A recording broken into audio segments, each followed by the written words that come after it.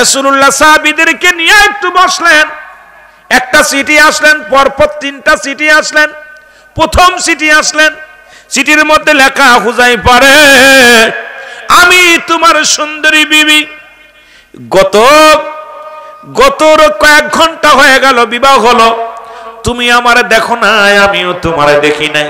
হুযায়ফা রে, একটিবার আমি তোমারে দেখতে চাই। কে ভাগ্যবান ব্যক্তি হবে আমার রাসূলের জবান থেকে সেনাপতি হিসেবে যুদ্ধের ময়দানে যাবে। আমার নবীর মুসলমান শোনা নাও, ডাক দিলেন। এক নাম্বার সেনাপতি হযরত হুযায়ফা রাদিয়াল্লাহু তাআলা। রাসূল আমার হুনাইনের যুদ্ধের নাম ঘোষণা করলেন, সকালবের সাহাবীদের নাম ঘোষণা করলেন। রাসূল পাক সাল্লাল্লাহু আলাইহি ওয়াসাল্লাম নবীজি বললেন আগামী কাল হুনাইনের যুদ্ধ হবে। তো বিশেষ করে নবীজি নাম ঘোষণা করে, সাহাবীরা অপেক্ষা আছে কোন নবীজি কোন সাহাবীর নাম ঘোষণা করবে, সেনাপতি কে হবে। রাসূলুল্লাহ আমার রাসূল পাক সাল্লাল্লাহু আলাইহি ওয়াসাল্লাম তিনজন সাহাবীর নাম ঘোষণা করলেন। কয়জন? জোরে বলেন কয়জন? উপস্থিত যত সাহাবীরা ছিলেন, রাসূলুল্লাহ বলেন আগামী কাল হুনাইনের যুদ্ধে যেতে হবে, আর যুদ্ধের কাফেলা ছাড়বো আগামী দিন ফজরের নামাজ শেষ করে, সালাত শেষ করে। রাসূলুল্লাহ কোথাও গেলে সালাতের শেষে যাইতেন, আমরা নামাজের আগ দেবে রই, আজান দিচ্ছে মসজিদে, আমরা বাইর হয়ে যাই। মুসল্লি অনেকের নামাজ কি চিন্তা করে, কয় পথে যে পড়বা নাই, অনেকেই পড়া তো দূরের কথা, আজান শুনলে অনেকের গা আগুন ধরে। জোরে বলেন ঠিক কিনা? আমরা নামাজ যখন আমরা মুসলমান, নামাজের পরে বাড়ির থেকে বাইরে হওয়ার চেষ্টা করব, না হলে এমন চেষ্টা আমরা বাইরে হবো এমন সিস্টেমে যে আমরা নামাজটা ওখানে যেয়ে আদায় করতে পারবো, ঠিক কিনা? রাসূলুল্লাহ নাম ঘোষণা করলেন, সাহাবীরা অপেক্ষা আছে কার নামটা আসবে, কে ভাগ্যবান ব্যক্তি হবে আমার রাসূলের জবান থেকে সেনাপতি হিসেবে যুদ্ধের ময়দানে যাবে। এই নামটা কার? রাসূলুল্লাহ বলবে। রাসূলুল্লাহ 1 নাম্বার সাহাবী, 2 নাম্বার সাহাবী, 3 নাম্বার সাহাবীর নামটা ঘোষণা করলেন। উপস্থিত যত, তার মানে আর বুঝতে বাকি নাই, দুজন সাহাবী শাহাদাতের পেয়ালা পান করবে। কয়জন? দুইজন শাহাদাতের পেয়ালা পান করবে। নবীজি যে যুদ্ধের ময়দানে একের অধিক সাহাবীর নাম ঘোষণা করেছে, সেনাপতির নাম ঘোষণা করেছে, তারা বিদায় হয়ে গেছে। জোরে বলেন ঠিক কিনা? রাসূল নাম ঘোষণা করলেন। 1 নাম্বার সেনাপতি আমি নাম রাখতে চাপতেছি হযরতে আমার বাবার আমার, এইভাবে 2 নাম্বার সাহাবী, 3 নাম্বার সাহাবী, রাসূলের নাম ধরে ডাকলেন। আমার নবীর মুসলমান শোনা নাও, ডাক দিলেন। 1 নাম্বার সেনাপতি হযরত হুযায়ফা রাদিয়াল্লাহু তাআলা। জোরে বলেন মারহাবা। উপস্থিত সাহাবীরা তাকায় দেখে সাহাবী এখানে নাই। উপস্থিত যত মুসল্লি আছে এর মধ্যে ওই সাহাবী ওখানে উপস্থিত নাই।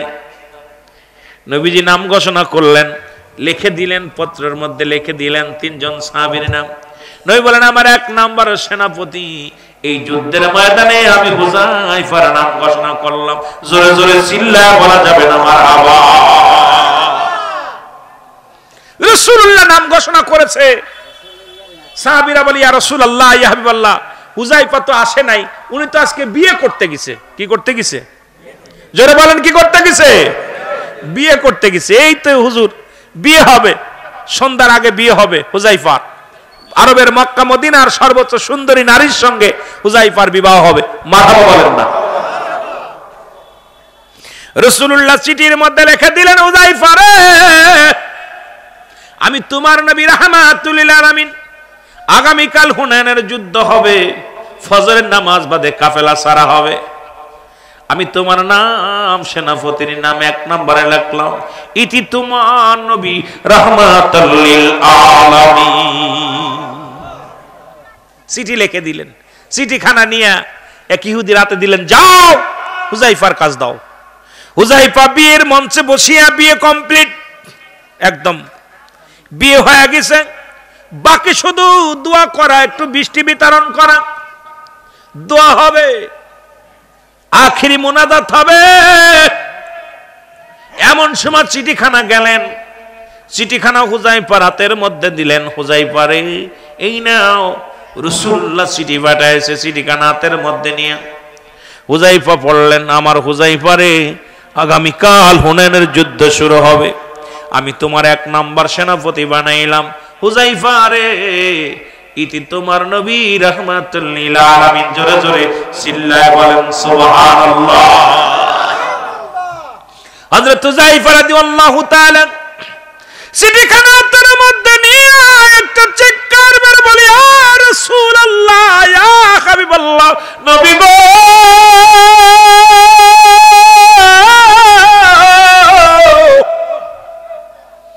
ইসলামের জন্য বাতিলদের সঙ্গে মোকাবেলা হবে গো নবী, বাতিলের সঙ্গে হকের ফয়সালা হবে নবী গো। আপনি আমার নামটা সেনাপতির নাম 1 নম্বরে দিয়েছেন, আমি আসি বিবাহ বন্ধনে আবদ্ধ হয়ে আসি, ইয়া রাসূলুল্লাহ, ইয়া হাবিবাল্লাহ বলে চিঠির মধ্যে একটা সুমা দিয়া চোখের পানিগুলো দর দর করে ছেড়ে দিয়া উঠে দাঁড়াইলেন। সবাইকে ডাক দিয়ে বলেন, উপস্থিত ভাইয়েরা সবাই শোনো, আমি রওনা হয়ে গেলাম, আমি আর 1 মিনিট দাঁড়ানোর সময় নাই। নবীর সাহাবীরা তোমরা শুনে রাখো, আমার মেহমানেরা শুনে রাখো। হুযায়ফার শ্বশুর ডাক দিয়ে বলে, বাবা এইমাত্র বিবাহ হলো, তুমিও তোমার বিবিরে দেখো নাই, বিবিও তোমার দেখে নাই, বিবিও তোমার দেখে নাই, তুমিও বিবিরে দেখো নাই, মক্কা মদিনার সুন্দরী নারী, তাকে তুমি বিয়ে করেছো বাবা। একটু কথা শোনো, একটু পরেই দোয়া হবে বাবা, দোয়াটা করার পর কিছু মা তাবারও কাছে কিছু খুরমা দিব, খাওয়া দাওয়া করে বউ নিয়ে বাড়ি যাবা, তারপরে তুমি যেখানে যাও।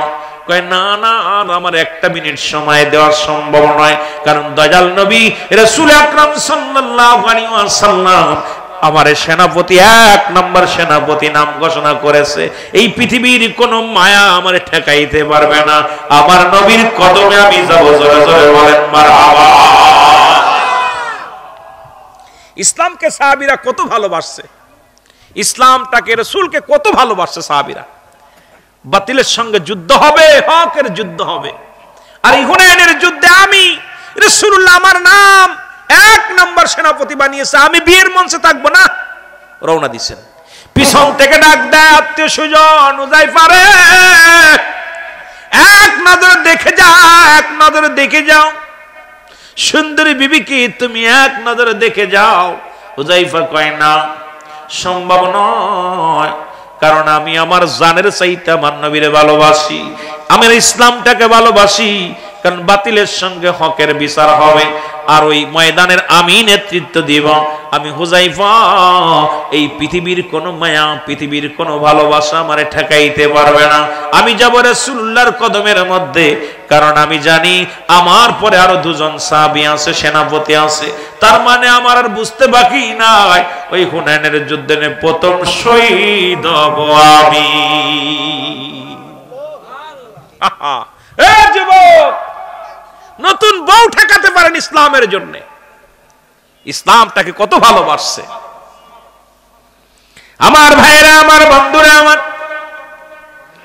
উনি চলে আসলেন রাসূলুল্লাহর কাছে। রাসূল আমার নবী ডাক দিয়ে বলে, হুযায়ফা রে, তুমি কি পত্র পেয়েছ? বলি, ইয়া রাসূলুল্লাহ, ইয়া হাবিবাল্লাহ, আমি পেয়েছি। বলে, হুযায়ফা রে, সকাল ফজরের নামাজ হবে, নামাজের পরে আমি তোমাদেরকে নিয়ে একটু তালিম দিব, এর পরে যুদ্ধের ময়দানে রওনা দিবা।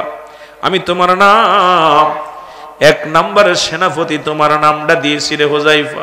হুযায়ফা বলে, ইয়া রাসূলুল্লাহ, ইয়া হাবিবাল্লাহ, আমি ইসলামের জন্য আমি কবুল করে নিয়েছি। ইয়া রাসূলুল্লাহ, ইয়া হাবিবাল্লাহ, আমি আমার জীবনের চাইতে আমি ইসলামটাকে ভালোবাসি, আমি আমার জীবনের চাইতে আপনাকে ভালোবাসি, আমি আমার জীবনের চাইতে এই দুনিয়ার মধ্যে আল্লাহর বিধানটাকে ভালোবাসি, এই দুনিয়ার মধ্যে আমার জীবনের চাইতে সত্য ইসলামটাকে আমি ভালোবাসি। ইসলামের কলুষিত, ইসলামকে কলুষিত করবে, ইসলামটাকে ধ্বংস করবে এমন কারোর মোকাবেলা, এমন কোন বাপের বেটা নয়, এমন কোন ব্যক্তি নাই আমি হুযায়ফা জীবিত থাকতে ইসলামের গায়ে কলঙ্ক লাগাবে। ইয়া রাসূলুল্লাহ, ইয়া হাবিবাল্লাহ, আমি হুযায়ফা যাব যুদ্ধের ময়দানে। জোরে বলেন মারহাবা। ইসলামটাকে কত ভালোবাসছে তারা, নবীর সাহাবীরা রাসূলকেও যেমন ভালোবাসছে, রাসূলের বিধানটাকে, ইসলামের বিধানটাকে এতভাবে আঁকড়ে ধরছে, জীবনের মায়া, জীবনের পরোয়া করে নাই। জোরে বলেন না মারহাবা। আমার ভাইরা, আমার বন্ধুরা, আমার হযরত হুযায়ফা কি করলেন? যুবক উনি কি করলেন? আজান হয়ে গেল, মসজিদে আজান হলো, হযরতে বেলাল রাদিয়াল্লাহু তাআলা আজান দিলেন, আর আমার নবী ইমামতি হলেন। আরে আলেমরা, আমার দেশে এমন নেতা আছে রে, চেয়ারম্যান আছে, সূরা ফাতিহা পারে না। আমার দেশে এমপি আছে, সূরা ফাতিহা জানে না। আরে মারা গেলে জানাজা তো পড়াইবে মহল্লার ইমাম, মারা গেলে ইমাম হবে মুসলমান ওই মাতবা, মারা গেলে আপনার জানাজা পড়াইবো ইমার গ্রামের মেম্বার, চেয়ারম্যান। আজকে আমার দেশের এত বড় নেতা, যে সমস্ত নেতা নেত্রী আছে, মুসলমান শুনে নাও, কেবলা কোনটা, শরীয়তের বিধান মানে না, ইসলাম ইমান ইহসান বোঝে না, শরীয়ত তরিকত হাকিকত বোঝে না, মারিফত বোঝে না, শুধু পেট নীতি আর রাজনীতি ছাড়া আর কিছু তাদের মধ্যে নাই। জোরে বলেন ঠিক কিনা? আমাদের দেশে কয়জন এমপি আছে আপনার জানাজা পড়াইতে পারবে? কয়জন মন্ত্রী আছে? আজকে কয়জন মেম্বার আছে? কয়জন চেয়ারম্যান আছে? আমরা, আমার ভাইয়ের চরিত্র ফুলের মতো পবিত্র, কথা বুঝেননি? এত পবিত্র হইছে, নামাজে পড়েন এক ওয়াক্ত। জোরে বলেন ঠিক কিনা? দাঁড়াইয়া প্রস্রাব করে, আর এমন ইংলিশ প্যান্ট পরে যা মোটামুটি দাঁড়ানো ছাড়া বসা সম্ভব না। কথা বলেন ঠিক কিনা? আছে না বাবা? হিসাব দিতে হবে আল্লাহর দরবারে। আরে মানুষ শুধু বেহুশ দুনিয়ার পিছে, কি জবাব দিবি রে তুই আল্লাহর কাছে? বলেন কি জবাব দিবি রে তুই আল্লাহ? গজল গাইতে গেলে দেরি হয়ে যাবে, সময় পাবো না। জোরে, ওরে মানুষ শুধু বেহুশ, ওরে মানুষ দুনিয়ার পিছে, কি জবাব দিবি রে তুই আল্লাহর কাছে? বলেন কি জবাব দিবি রে তুই আল্লাহর? নিঃশ্বাসের তো বিশ্বাস নাই, কখন যেন চিঠি আইসা যায়, তাকিবি চিরতরে গহীন কবরে, হায় হায় তাকিবি চিরতরে গহীন কবরে, কি জবাব দিবি রে তুই আল্লাহর কাছে? বলেন কি জবাব দিবি রে তুই আল্লাহ? কুল্লু মান আলাইহা ফান, সব শেষ করে দিবে কে? যারা বলেন কে? আল্লাহ কয় বান্দার এই জমিনটা আমি রাখবো না, পরের জমিন ফাঁকি দিতেছস, এতিমের মাল ভক্ষণ করিস, সম্পদের পাহাড় গড়িস, বাড়ি করছস, গাড়ি করছস, সম্পদের পাহাড় করছস। আল্লাহ কয় বান্দারে এই জমিনটা আমি রাখবো না, জমিনটা আমি চূর্ণ বিচ্ছিন্ন করে দিব, জমিনের মাটিগুলো পোড়ায় তামা বানায়া দিব, জমিনের পানিগুলো পোড়ায় আমি ছাই বানায়া দিব। যেদিন কিচ্ছু বলতে কিচ্ছু থাকবে না, সেদিন থাকবো শুধু আমি আল্লাহ। জোরে জোরে চিল্লায়া বলা যাবে না আল্লাহু আকবার। আরে মানুষ শুধু বেহুশ দুনিয়ার পিছে, কি জবাব দিবি রে তুই আল্লাহর কাছে? বলেন কি জবাব দিবি রে তুই? আর জোরে বলেন কি জবাব দিবি রে তুই? যেদিন ফুরাইবে হায়াত, যেদিন ফুরাইবে হায়াত, হবে কবরের জিন্দেগি, তার থাকবি চিরতরে, থাকবি চিরতরে শীতায় পড়ে, কি জবাব দিবি রে তুই আল্লাহর কাছে? বলেন কি জবাব দিবি রে তুই আল্লাহর? পায়া সুন্দরী নারী করতস বাহাদুরি, করতস বাহাদুরি, পায়া সুন্দরী নারী, দালান কোঠা বাড়ি গাড়ি, পায়া সুন্দরী নারী করতেছো বাহাদুরি আল্লাহর জমিনে, তোমরা করতেছো বাহাদুরি আল্লাহর জমিনে, কি জবাব দিবি রে তুই আল্লাহর কাছে? বলেন কি জবাব দিবি রে তুই আল্লাহর? আরে মানুষ শুধু বেহুশ, আরে মানুষ শুধু বেহুশ দুনিয়ার পিছে, কি জবাব দিবি রে তুই আল্লাহর কাছে? বলেন কি জবাব দিবি রে তুই? হায় হায়, জমিনটা যার, সবকিছু আমিও তা। আমার ভাইরা, আমার বন্ধুরা, আমার গভীর মনোযোগ আলোচনা শোনো। আল্লাহ নবী ডাক দিয়ে বলেন, হুযায়ফা রে, তুমি ইসলামটাকে এত ভালোবাসো, আমি নবীর এত ভালোবাসো। বলি, ইয়া রাসূলুল্লাহ, ইয়া হাবিবাল্লাহ, আমার জীবনের চাইতে আপনাকে ভালোবাসি, আমার জান মালের চাইতে আপনারে বেশি ভালোবাসি, ইসলামটাকে ভালোবাসি। এই জন্য আমি আপনার কদমের মধ্যে আসি। আজান হয়ে গেল। নেতা যিনি নবীদের নবী, উনি হলো ইমাম। সাহাবীরা পিছনে দাঁড়ায়, নবীজি ইমামতি করে। এই রকম ইমামের দরকার আছে কিনা? আরো জোরে বলেন, আছে কিনা? আমার বাবারা, আমার নামাজ শেষ হলো। রাসূলুল্লাহ সাহাবীদেরকে নিয়ে একটু বসলেন। একটা সিটি আসলেন, পরপর তিনটা সিটি আসলেন। প্রথম সিটি আসলেন, সিটির মধ্যে লেখা, হুযায়ফা রে, আমি তোমার সুন্দরী বিবি। গত কয়েক ঘন্টা হয়ে গেল বিবাহ হলো, তুমি আমারে দেখো নাই, আমিও তোমারে দেখি নাই। হুযায়ফা রে, একটিবার আমি তোমারে দেখতে চাই, কারণ আমি জানি আমার রাসূল তিনজন সেনাপতির নাম ঘোষণা করেছে, তার মধ্যে তুমি এক নম্বরের স্বামী। আমার মন বলে আর দুনিয়ার মধ্যে আর দেখা হবে না তোমার সাথে, কারণ তুমি শাহাদাতের পেয়ালা পান করবা।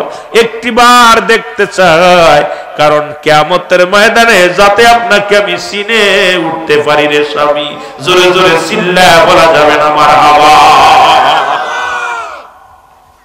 সিটির মধ্যে আস্তে আস্তে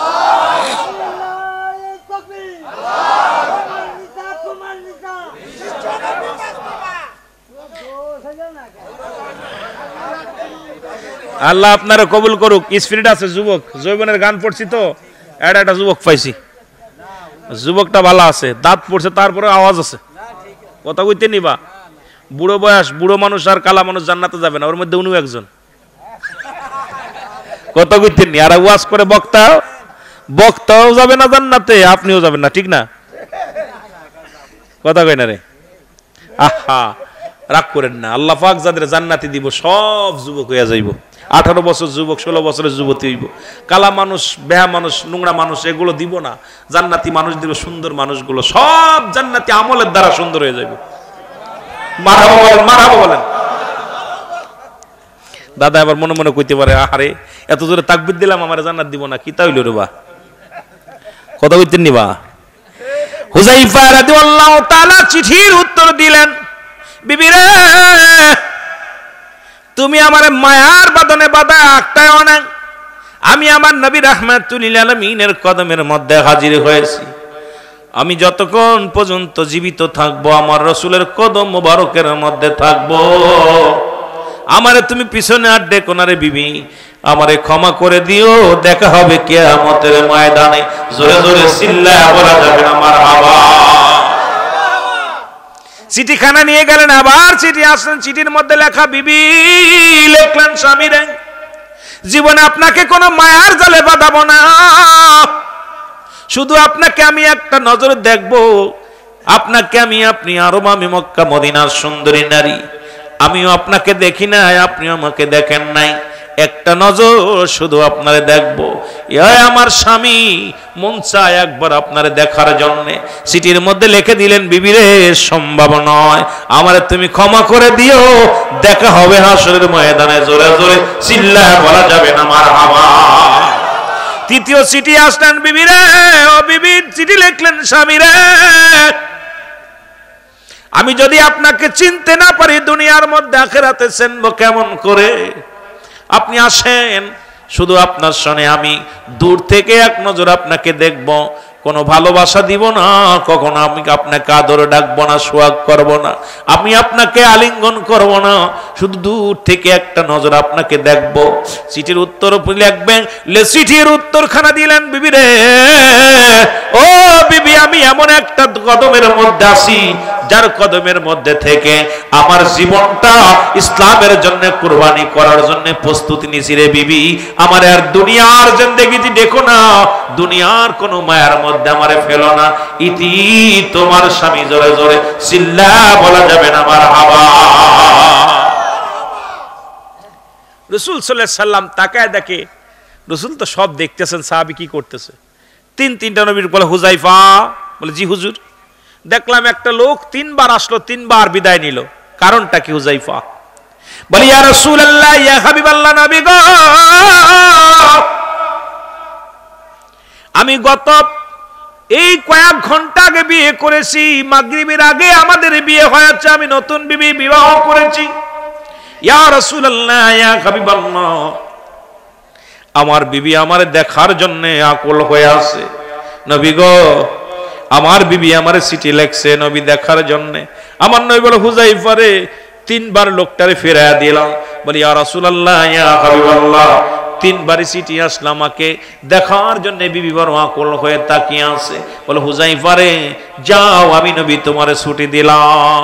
হুজাইফা ছুটি পাইলেন, রাসূলুল্লাহর কদম থেকে রওনা হয়ে গেলেন বিবির কাছে। বিবি দূর থেকে সালাম দিলেন, সালাম বিনিময় করে ঘরে প্রবেশ করলেন। ডাক দিয়ে বলে, বিবি 1 ঘন্টার জন্য আমি ছুটি পেয়েছি রে বিবি, তুমি আমার দূর থেকে দেখো, আমিও তোমারে দেখি। বিবি বলে, স্বামী রে, আমি অত সময় আমি আপনারা নেব না, আমি সামান্য সময় আপনার কাছ থেকে নিব। সেই সময়টা হলো শুধু আপনার 2খানা পায়ের মধ্যে 2টা চুমা দিব, আপনার 2টি হাতের মধ্যে 2টা চুমা দিব, আর 2 রাকাত নামাজ আমি আদায় করব রে স্বামী। এই 2 রাকাত নামাজ দুজনে একই যায় নামাজের মধ্যে বয়া দুজন নামাজ আদায় করব।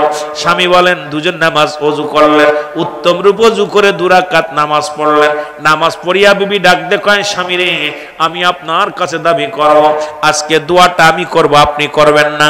আপনি আমার নবীর প্রিয় সাহাবী, আজকে আপনার কাছে আমি একটু চাইবো, সেটা হলো আপনি আমি যখন দোয়া করব, আপনি হাত উঠায় আমার সঙ্গে শুধু আমিন শব্দ ব্যবহার করবেন, আর কোনো কিছু বলবেন না। আমি যা বলবো আপনি আমিন শব্দ করবেন। হুজাইফা বলে, বিবিরে ঠিক আছে, তুমি হাত উঠাও। সঙ্গে সঙ্গে হাত উঠায়া দিছে। হাত উঠা চোখের পানি ছেড়ে ডাকতে বলে, রব্বে কারীম,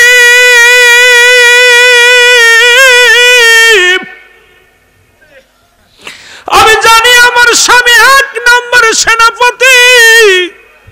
ওরে আমার রাসূল যেহেতু আমার স্বামীর পরে আরো 2 জনের নাম ঘোষণা করেছে রে, আমি জানি আমার স্বামী নিশ্চিত শাহাদাতের পেয়ালা পান করবে। আল্লাহ, আমি বিধবা হয়ে যাব, জীবনে কোনোদিন কোনো পুরুষের চেহারা দেখি নাই। আল্লাহ, আমি আমার স্বামীর সঙ্গে জীবন কাটাতে চাই, আপনার কাছে প্রার্থনা করি আল্লাহ, আপনি আমার স্বামীকে, আমি জানি এই মুহূর্তে দোয়া করলে আপনি বিফলে দেবেন না গো রব্বে কারীম, আপনি আমার স্বামীকে গাজী বানাইয়া আমার বুকে ফিরাইয়া দেবেন। জোরে জোরে চিল্লায়া বলা যাবে না আল্লাহু আকবার। সঙ্গে সঙ্গে স্বামী হাতটা ছেড়ে দিছে। হযরত হুযায়ফা হাতটা ছেড়ে দিছে। বলে, স্বামীর আপনি কি করলেন, হাতটা ছেড়ে দিলেন কেন? হুযায়ফা বলে, বিবি রে, আরে আমার নবী আমার লিখে দিছে শাহাদাতের পেয়ালা পান করো। আরে 1 নাম্বার সেনাপতি আমি, তুমি আমারে ফিরাইতে চাও, কারণ আমি ইসলামকে এত ভালোবাসি রে বিবি, দুনিয়ার মধ্যে আমার জীবনের চাইতে অধিক ভালোবাসি ইসলামটাকে, আমি আমার জীবনের চাইতে অধিক ভালোবাসি আমার নবীরে, অধিক পরিমাণ ভালোবাসি আমার কোরআনকে। সুতরাং তুমি আমার প্রেমে ফাঁসাইতে চাও না, না বিবি, হবে না। সঙ্গে সঙ্গে উঠে তো শুরু করছে। হুযায়ফা রাদিয়াল্লাহু তাআলা যখন রওনা দিয়ে গেলেন, এ মুসলমান রাসূলুল্লাহ সাহাবীদেরকে নিয়ে রওনা দিতে বললেন হুনায়নের যুদ্ধে। হুনায়নের যুদ্ধ শুরু হয়ে গেল, আর নবীর প্রিয় সাহাবী হযরত হুযায়ফা প্রথম শাহাদাতের পেয়ালা পান করছে। জোরে জোরে চিল্লায়া বলা যাবে না আল্লাহু আকবার। এটার নাম হলো ইসলাম, এটার নাম হলো প্রেম, এটার নাম বলে ইসলাম। নির্ঘাত জানে যে শাহাদাতের পেয়ালা পান করব, নিশ্চিত জানে আমি মারা যাব, তারপরও পিছন দিকে টান দেন নাই, তারপরে পিছনের দিকে ফিরে তাকান নাই। নতুন বিবি তারে ফিরাইতে পারে নাই।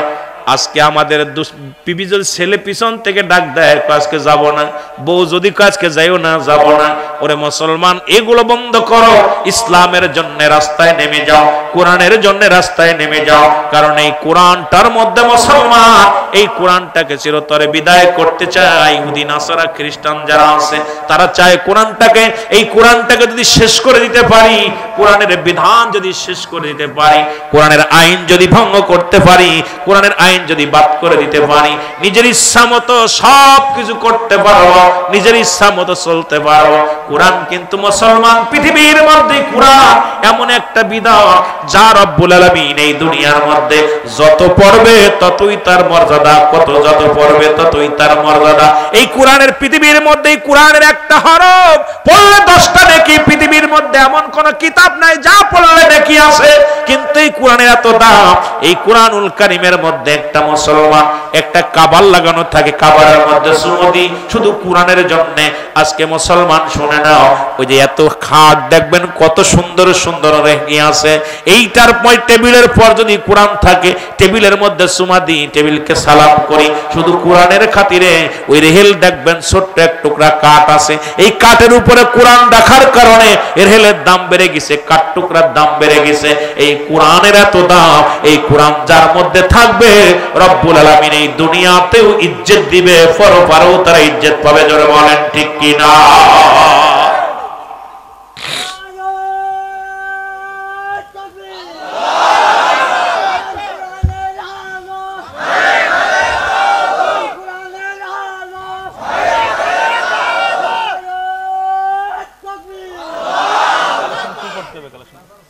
একটু মহব্বতের সঙ্গে দুরূদ শরীফ পড়েন। আল্লাহুম্মা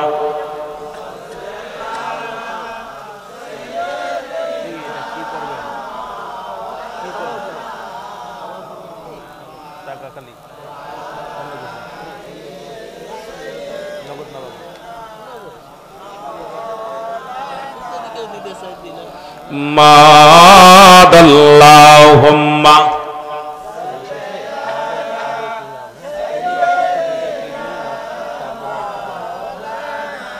ওয়ালা আলি সাইয়্যিদিনা। আমি এই জন্য বলি মুসলমান শুনে নাও, আজকে আমাদেরকে ভুল পথে পরিচালনা করে এর একটাই পিছনে একটাই কারণ হলো, কারণ মুমিন মুত্তাকিনদের জন্য আমার আল্লাহ রাব্বুল আলামিন প্রস্তুতি রাখছে। আগে বললাম আমার আল্লাহ বলেন বিসমিল্লাহির রাহমানির রাহিম উইদ্দাত লিল মুমিনিন। আল্লাহ বলে মুমিনদের জন্য, মুত্তাকিনদের জন্য একটা নয়, দুটি নয়, 8টা জান্নাত প্রস্তুতি করা আছে। সুতরাং জান্নাতি মানুষ যারা এই দুনিয়ার মধ্যে যারা মুমিন হয়ে যায়, যারা মুত্তাকিন হয়ে যায়, যারা আল্লাহমুখী হয়ে যায়, রাসূল প্রেমিক হয়ে যায়, চিন্তার কোনো কারণ নাই, ভয়ের কোনো কারণ নাই। রব্বে কারীম একটা নয়, দুটি নয়, শুভ সংবাদ দিলেন 8টা জান্নাতের। শুভ সংবাদ দিয়েছে কয়টা জান্নাতের? জোরে বলেন কয়টা? কাদের জন্য? মুমিনদের জন্য। এখন মুমিন হওয়া লাগবে, ইমানদার হওয়া লাগবে। ইমানের মাপকাঠি, বর্তমান পরীক্ষা শুরু হয়েছে, বর্তমান মুসিবতের জামানা, বিপদের জামানা, গজবের জামানা। ও দুনিয়ার যুবকেরা শুনে নাও, আর যুবক বয়সে যদি একবার আল্লাহ বলে ডাকতে পারো, আমার রব্বে কারীমকে ডাকবেন, বেশি বেশি রব্বের আল্লাহ, আমার আল্লাহকে ডাকবেন। কারণ বেশি দিন আপনি কখন যেন দুনিয়া থেকে বিদায় হয়ে যান, যে কোনো মুহূর্তে চলে যেতে পারেন। এ আমার যুবক বন্ধুরা, পৃথিবীর মধ্যে আসার একটা সিরিয়াল আছে যার কোনো সিরিয়াল নাই। দেখা যায় বাবার কাঁধে সন্তানের লাশ,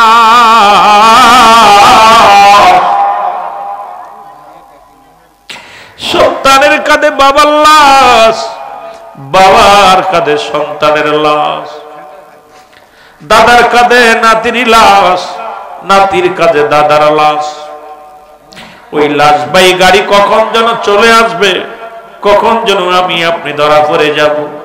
80 বছরে মৃত্যুবরণ করব, 40 বছরে মৃত্যুবরণ করব, এমন কোন গ্যারান্টি দিতে পারবো না। যে কোনো মুহূর্তে মালাকুল মউত চলে আসতে পারে। আমি আপনাদেরকে করজোরে একটা দাবি করে যাব, সময় ও জীবন যতটুকু সময় দুনিয়ার মধ্যে হায়াতের মধ্যে থাকেন, আমার রব্বে কারিমের দরবারে চোখের পানি ছেড়ে ছেড়ে কাঁদবেন, 5 ওয়াক্ত সালাত আদায় করবেন। মুসলমান শোনো, নবী বললেন, ও যুবক, ওই যে আমি যেদিকে প্রথম গিয়েছিলাম, মুসলমান শোনালাম, রাসূলুল্লাহ সালাত সালাত নামাজ, নামাজের বিষয় বলতে যার একটু কথা আমার মনে পড়ে গেল।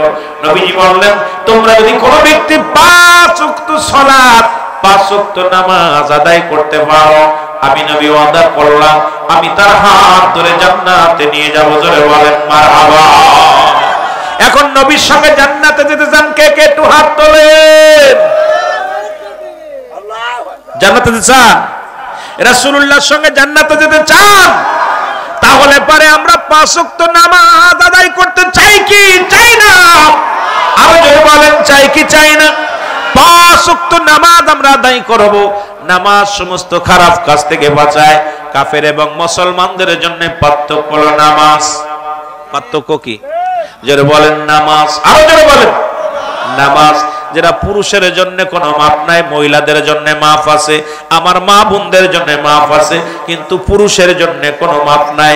আমার যুবকেরা, নামাজ নামাজ, সালাত সালাত, এই নামাজের কথা আমার নবীজি নামাজের জন্য নবীর কাছে প্রিয় ছিল। নামাজ আমি 4টা বিষয়ে কথা বলেছিলাম, ওদিকে আমি আবার একটা আগাবো।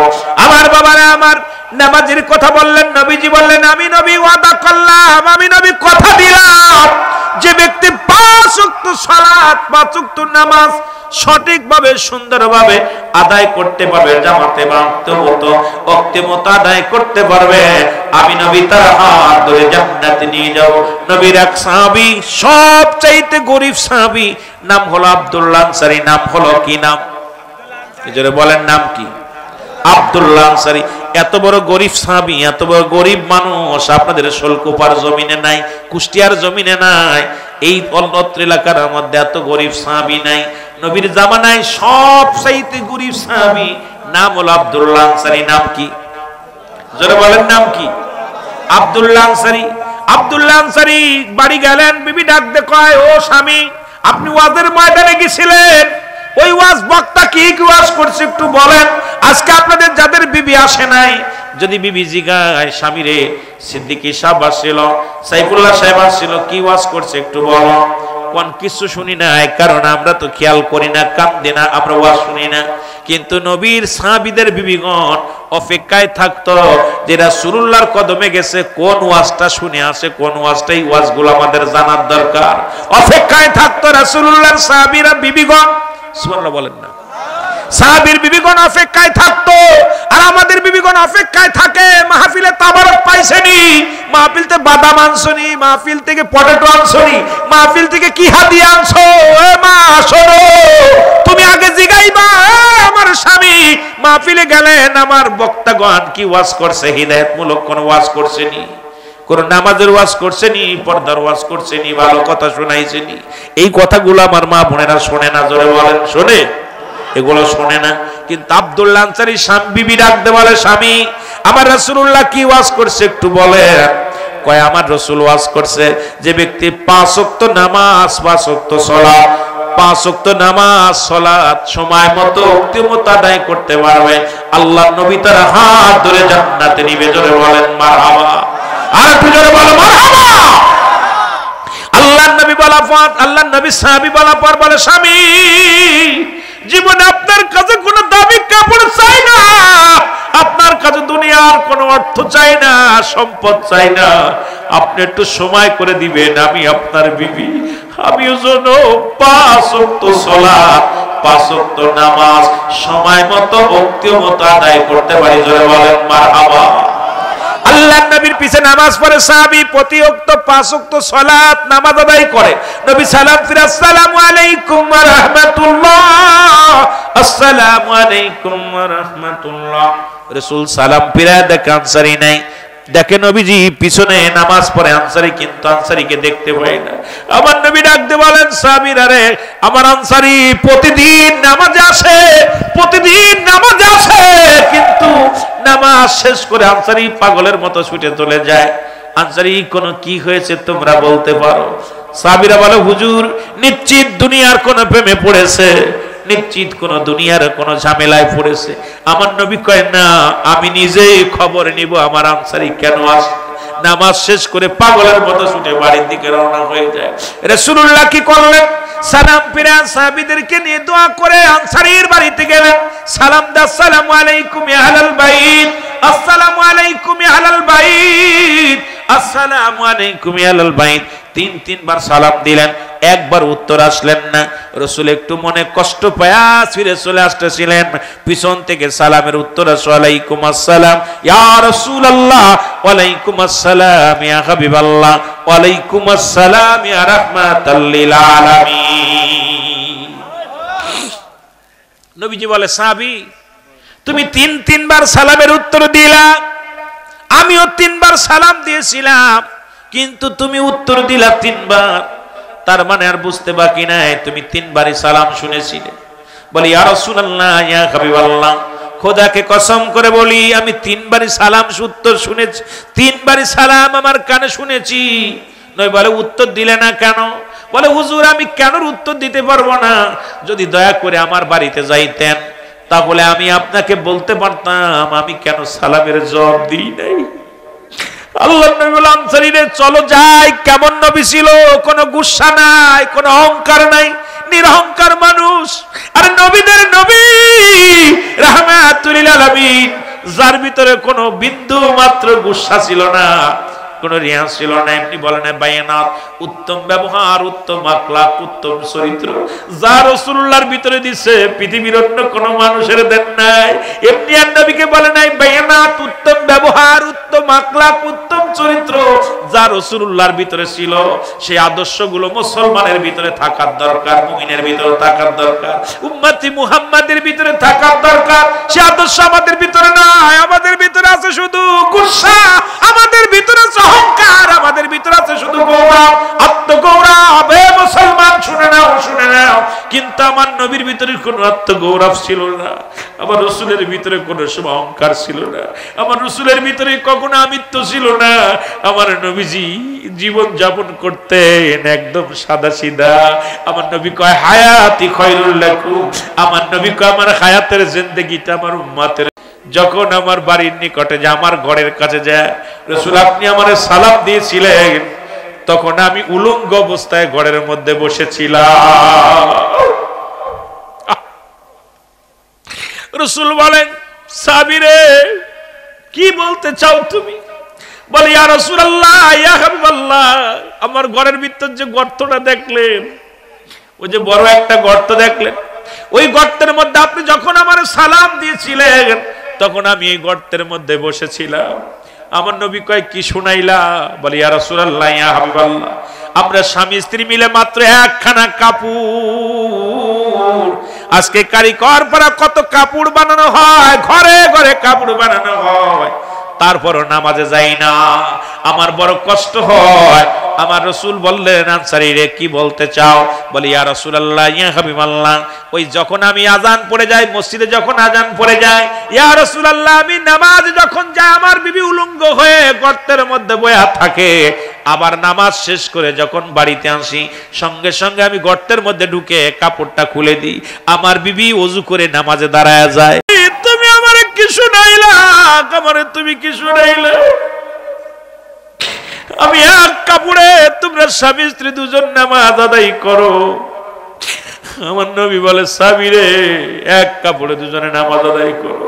সাহাবী বলে, ইয়া রাসূলুল্লাহ ইয়া হাবিবাল্লাহ, আমরা ইসলামের বিধান মানে ইসলাম কালেমা যখন পড়েছি, আমার উপরে নামাজ ফরজ। ইয়া রাসূলুল্লাহ ইয়া হাবিবাল্লাহ, যেহেতু নামাজ আমার জন্য ফরজ, নামাজটা আমি তরফ করতে পারি না। ইয়া রাসূলুল্লাহ আমার বিবির উপরও ফরজ, বিবিও তরফ করতে পারে না, কিন্তু গরিব হওয়ার কারণে আমরা পোশাক কিনতে পারি নাই। ওই এক পোশাকে এক কাপড়ে স্বামী স্ত্রী দুজন নামাজ আদায় করি। আল্লাহ নবী আনসারীরে আমি কথা দিলাম, ইয়াউমুল কিয়ামতের ময়দানে তোমাদের স্বামী স্ত্রী দুজনকে নিয়ে জান্নাতে যাব। বলেন দি আজকের এই বলিয়া কারিগর পরে এমন কোন গরিব আছে যার একখান কাপড় আছে? যেটা বলেন আছে, যে ভিক্ষা করে খায় তারও 4-5 টুকরা কাপড়, যে ভিক্ষা করে খায়, মানুষের দ্বারে দ্বারে চেয়ে বেড়ায়। তাহলে আমার আল্লাহ যদি নামাজের ফয়সালা ধরে, কিছুর হিসাব দরকার নেই, খালি নামাজের যেতে নামাজটা পড়লি না কেন, আদায় করলি না কেন, এটা যদি রব্বে কারিম ধরে, বাঁচার মতো কোনো পথ নাই। কি ওয়াজ করো ভাই? নামাজের ওয়াজ তো করার দরকার ছিল অমুসলিমদের কাছে, নামাজের ওয়াজ মুসলমানদের ভিতর করা লাগতেছে। কারণ যদিও আসর পড়ি, মাগরিব পড়ি না, মাগরিব পড়ি, ঈশা পড়ি না, কেউ আছে দেখা যায় আসর আর ফজরের রক্তে বেশি পড়ে, আর বাকি নামাজ ধারে দেয় না। আবার আসরে বাজারে গেলে পড়া লাগে, আর এই ফজরে দেখা যায় বউ ঠেলা ঠেলি করে উঠায় দেয়। অনেকে বাড়িতে চিন্তা করে না গেলে খারাপ ভাববে, এই জন্য যায়। বাকি নামাজগুলোর দিকে আমাদের একেবারেই খেয়াল নাই। জোরে বলেন ঠিক কিনা? আমি আশ্চর্য হয়ে গেলাম। নামাজের কিন্তু ভালোবাসার দরকার। রসুল দেখেন না, শেষ জামানা রসুল নামাজের জন্য কত কষ্ট করছে। নামাজ, রসুল্লাহ অসুস্থ হয়ে গেলেন, অসুস্থ হয়ে গেছে, বিছনায় পড়ে গেছে। নবীজি বিছনায় অসুস্থ, রসুল্লাহ বললেন, বিবি আম্মা জান আয়েশা সিদ্দিকাকে বললেন, আয়েশা রে, তুমি তোমার বাবাকে, আমার প্রিয় সাহাবী হযরত আবু বকর সিদ্দিক রাদিয়াল্লাহু তাআলা আনহুকে বলবা সেজন্য নামাজের ইমামতি করেন। সুবহানাল্লাহ বলেন না? আর একটু জোরে বলেন না? হযরত আবু বকর সিদ্দিক রাদিয়াল্লাহু তাআলা ছিলেন আমার নবীর সাথে 6 মাসের বড়। কয় মাসের? 6 মাসের বয়সে বড় ছিল। কয় মাসের? 6 মাসের বড় ছিল। আপনারা ছেড়ে দিব ওয়াজ? ওয়াজ কি ছেড়ে দিব? কষ্ট হচ্ছে? গম আসতে যেমন আওয়াজ জোর নাই। কিছু কিছু মানুষ যাবে, কারণ আপনার আগুন, পানি, মাটি, বাতাস। দেখবেন মসজিদে যে ইমাম সাহেব, আমাদের ইমাম সাহেব সালাম ফিরানোর আগে মুসল্লিরা ভাগে যায়। এই যে গত পরশুদিনকে এক জুম্মার নামাজ গেছে না, আজকে তো সোমবার গেল, আপনার জুম্মার নামাজ দেখেন ইমাম সাহেব সালাম ফিরাতে পারে না, দুয়াটার জন্য বহে না। জোরে বলেন ঠিক কিনা? বাতাসের পরিমাণ, বাতাসের ভাগটা যাদের নসিবে বেশি, ওরা জীবনে এক জায়গায় থাকতে পারবে না, কারণ ওদের কাজ হলো দৌড়ানো। আগুনের ভাগ যাদের দেহে বেশি, এদের রাগ বেশি। যাদের বাতাসের কাজ দৌড়ানো বেশি, দেখবেন ও বাজারে যাবে দৌড়ো, এখানে দৌড়বি, ওখানে দৌড়ো, দড়ির পরই আছে, ও এক জায়গায় বসতে পারে না। আর পানির ভাগ যাদের বেশি ভাগে ঢুকছে, আগুন, পানি, মাটি, বাতাস, 4টা রং মিশ্রিত করছে, আগুন, পানি, মাটি, বাতাস। এই সৃষ্টির রহস্য নিয়ে আলোচনা করার দরকার ছিল, যে ভাব দেখি বর্তমান অবস্থা। তা আমার বাবারা, যাদের নসিবে পানির ভাগটা বেশি, ওরা নিচে কাজ করে বেশি, ওই ভালো কাজ করে কিন্তু গড়ে গড়ে ধীরে ধীরে করে। আর যাদের দেহের ভিতরে মাটির ভাগটা বেশি, পৃথিবীর সবচেয়ে খাঁটি, দেখবেন বলে যে ওই মেয়েটা কারে মাটির মতো মানুষ, ওই ছেলেটা কারে মাটির মতো ছেলে। যেটা বলেন ঠিক কিনা? এই উত্তম। এই জন্য যারা দেখবেন এই দেখবেন মসজিদে যে এরা পাশে বাইর হয়, চলাচলতে এদের সবসময়ের জন্য আল্লাহর প্রতি ভয় থাকে। আর এই যে বাতাসের পরিমাণ বর্তমান যুগের মানুষের ভিতরে বেশি মনে হয়, এরা এক জায়গায় বসতেই পারে না। যেটা বলেন ঠিক কিনা? বসে এক জায়গায় টিভির মঞ্চে আর মোবাইল নিয়ে। যেটা বলেন ঠিক কিনা? রাসূল বললেন আম্মা জান আয়েশাকে, বিবি রে, আমি যদি হুকুম দিতে না পারি, আমি যদি বেশি অসুস্থ হয়ে যাই, আসরের নামাজের ইমামতিটা যেন তোমার আব্বাজান করে। জোরে বলেন মারহাবা। নামাজের ইমামতিটা করবে বলে রাসূলুল্লাহ মাঝে মাঝে হুশ হয়। আম্মা জানকে বলেন, বিবি রে, নামাজ হইছে নি? আজান হইছে, নামাজ হইছে। দেখেন না, অসুস্থ নবীজি, এত অসুস্থ, তারপরে সময় কোনো কথা শুনতে খালি বল নামাজ হইছে। সুবহানাল্লাহ বলেন না? আজান হইছে, আজান। আরে কেমন নবীজি নামাজের প্রতি কত ভালোবাসা ছিল। নামাজের আজান হইছে নি? আম্মা জান আয়েশা সিদ্দিকা বলে না। এরপরে আজান হলো, নামাজের ইমামতি করলেন হযরত আবু বকর সিদ্দিক রাদিয়াল্লাহু তাআলা আনহু। ইমামতি করলেন নবীজি। ইমামতি করার পর আম্মা জান আয়েশা সিদ্দিকা মুসলমান ইমামতি দাঁড়াইলেন। আমার বাবারা, আমার রাসূল বলেন, আয়েশা রে, নামাজে এরা আজান হইছে নি? বলে, ইয়া রাসূলুল্লাহ, নামাজ চলতেছে জামাতে। সুবহানাল্লাহ বলেন না? নামাজ চলতেছে জামাতে। রাসূল বলেন, আয়েশা রে, আমার মাথাটা উঁচু করে ধরো। আম্মা জান আয়েশা সিদ্দিকা রাসূলুল্লাহর মাথাটা উঁচু করে ধরলেন। কয়, আয়েশা রে, ওই মসজিদের পাশে যে জানালাটা, ওই জানলার কাপড়টা একটু সরায়া দাও। একটু কাপড়টা সরায়া দিলেন। রাসূল প্রাণ ভরে দেখলেন, আর চোখ দিয়া দর দর করে পানি ছেড়ে দিছে। জোরে বলেন মারহাবা। আর একটু জোরে বলেন। দর দর করে পানি ছেড়ে দিলেন। আম্মা জান চিন্তা করে, একেতে আমার স্বামী কষ্ট পাইলো, ইমাম পরিবর্তন হলো, জীবিত থাকতে আমার নবীজি, তার মানে আমার বুঝতে বাকি নাই, আমার নবী আর দুনিয়ায় বেশি দিন থাকবে না। আমার নবীজি ওই তায়েফের ময়দান সবচেয়ে পৃথিবীর কষ্টদায়ক জায়গা, যেখানে আমার রাসূল রক্ত ঝরাইছে, ওদিন আমার রাসূল কেঁদেছিল রে। ওদিন আমার নবীজির সবচেয়ে পৃথিবীর মধ্যে কষ্টের দিনগুলো ছিল তায়েফের ময়দান। মুসলমান গভীর মনোযোগ, 10 হিজরি। ওদিন আমার রাসূল দাদা চাচা আবু তালেবকে হারাইলেন, বিবি খাদিজারে হারাইলেন, নবী বড় একাকার হয়ে গেলেন। মুসলমান বনু সাকিব গোত্রের মানুষদেরকে দাওয়াত দেওয়ার জন্য যখন ইসলামের জন্য দাওয়াত দিতে গেলেন, নবীর গায়ে পাথরগুলো ছুঁড়ে ছুঁড়ে মেরেছিল। রাসূলুল্লাহ দিন কেঁদে কেঁদে চোখের পানিগুলো ভেসে এই জমিনের ভিতরে ছেড়ে দিয়েছিল। কাফেররা বড় বড় পাথর ছুঁড়ে ছুঁড়ে মেরেছিল। আমার নবীজি কেঁদেছিল আর বলল, আমি তো এসেছি ইসলামের দাওয়াত দেওয়ার জন্য। তিনজন বড় নেতা বলল, এ মুহাম্মদ, তুমি যদি নবী বলে দাবি করো কাবার গেলাফ ছিঁড়ে ফেলবো। দ্বিতীয় নেতা বলে, মুহাম্মদ, তুমি যদি নবী বলো তোমার মতো মিথ্যাবাদী কাজ্জাব আর পৃথিবীর মধ্যে আর কেউ নয়। তৃতীয় জন বলে, তুমি যদি নবী বলে দাবি করো, আমি বললাম কাবা শরীফ ধ্বংস করে দিব, চিরতরে ধ্বংস করে দিব। ওদিন আমার নবীর উপরে এত আক্রমণ করেছিল, কাফেররা পাথর মেরেছিল, নবীজির গা দিয়ে রক্ত বেয়ে বেয়ে জমিনের মধ্যে পড়েছিল। ওদিন রাসূল বলে, আমার জীবনের সবচাইতে বড় কষ্ট হলো খাদিজাকে হারানো বছর, চাচা আবু তালিবকে হারানো বছর। ইসলামের জন্য দাওয়াতে গেলাম, ওই দাওয়াতে হিজরতের 10ম বছরটা আমার জন্য বড় কষ্টকর। এই বছরটা আমার জন্য বড় কষ্টের, শোকের মাস, শোকের বছর, কষ্টের বছর পরে আমার জন্য হয়েছিল। কারণ নবী তখন এত কষ্ট পান নাই। এ মুসলমান শুনে নাও, যে কথা বলতেছিলাম, আম্মা জান আয়েশা বলে, ইয়া রাসূলুল্লাহ, ইয়া হাবিবাল্লাহ, আপনি কেন চোখ দিয়ে দর দর করে পানি ছেড়ে দিলেন? আপনি কেন কাঁদেন? আমার রাসূল বলে, আয়েশা রে, এটা আমার দুঃখের কান্না নয়, এটা আমার আনন্দের কান্না। কারণ এটা আমার আনন্দের কান্না। সারা জীবন নামাজের জন্য আমি এত তালিম দিলাম, নামাজের জন্য কষ্ট করলাম, নামাজের জন্য কত না মার খাইলাম, নামাজের দাওয়াত দেওয়ার জন্য কত না গালি শুনলাম। আজকে আমি প্রাণ ভরে দেখে গেলাম আমার উম্মতিরা আযানের পরে জামাতে নামাজ আদায় করে। জোরে বলেন না মারহাবা। তাহলে জামাতে নামাজ পড়লে আল্লাহ খুশি, রাসূলও খুশি, ঠিক কি না? আর না বলে আল্লাহ খুশি, রাসূলও খুশি। আজকে সেই নামাজের কথা কি বলবো আমি আপনাদেরকে করজোরে দাবি করে যাব। নামাজের দিকে যত্নবান হওয়া লাগবে কি লাগবে না? আর জোরে লাগবে কি লাগবে না? এই নামাজ যখন ভালো লাগবে তখন আপনাদের মজা লাগবে। মুসলমান মজা লাগবে কেমন? লা কখন ইল্লা ব্যতীত, হুজুর মানে হাজির নাজির, কল মানে আত্মা, সালাত মানে নামাজ। এই নামাজ যখন লা সালাতা ইল্লা বি হুজুরিল কল, নামাজ নয় হুজুরি দিল ব্যতীত, এই নামাজ যখন আপনি একাকার দুনিয়ার মায়া মমতা ত্যাগ করে, দুনিয়ার বাহ্যিক সুরতটা ত্যাগ করে, দুনিয়ার লোভ লালসা ত্যাগ করে, বিবি বাচ্চার মা ত্যাগ করে, রব্বে কারীমকে গুচ্ছ হয়ে যখন সিজদা করতে পারবেন, দুনিয়ার পিছনের দিকে ডান দিকে বাম দিকে না তাকাইয়া, পিছনের মায়ার দিকে সংসার জীবন, ব্যবসায়ী জীবন, রাষ্ট্রীয় জীবন সব পরিহার করে যখন আল্লাহকে একাকার করে সিজদা দিবেন, আল্লাহু আকবার, তখন এই নামাজে দেখবেন দুনিয়ার সব ভুলাইয়া দিবে। এই নামাজি হবে জান্নাতি, এই নামাজি হবে দুনিয়ার মধ্যে বড় মুসলমান, আল্লাহর মেহমান।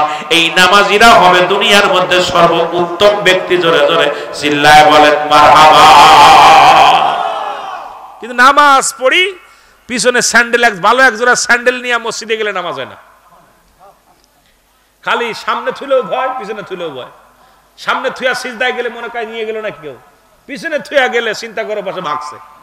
জোরে বলে ঠিক কিনা? এই জন্য আমি আপনাদেরকে অনুরোধ করব, যে পীরের মুরিদ হন না কেন, অনেক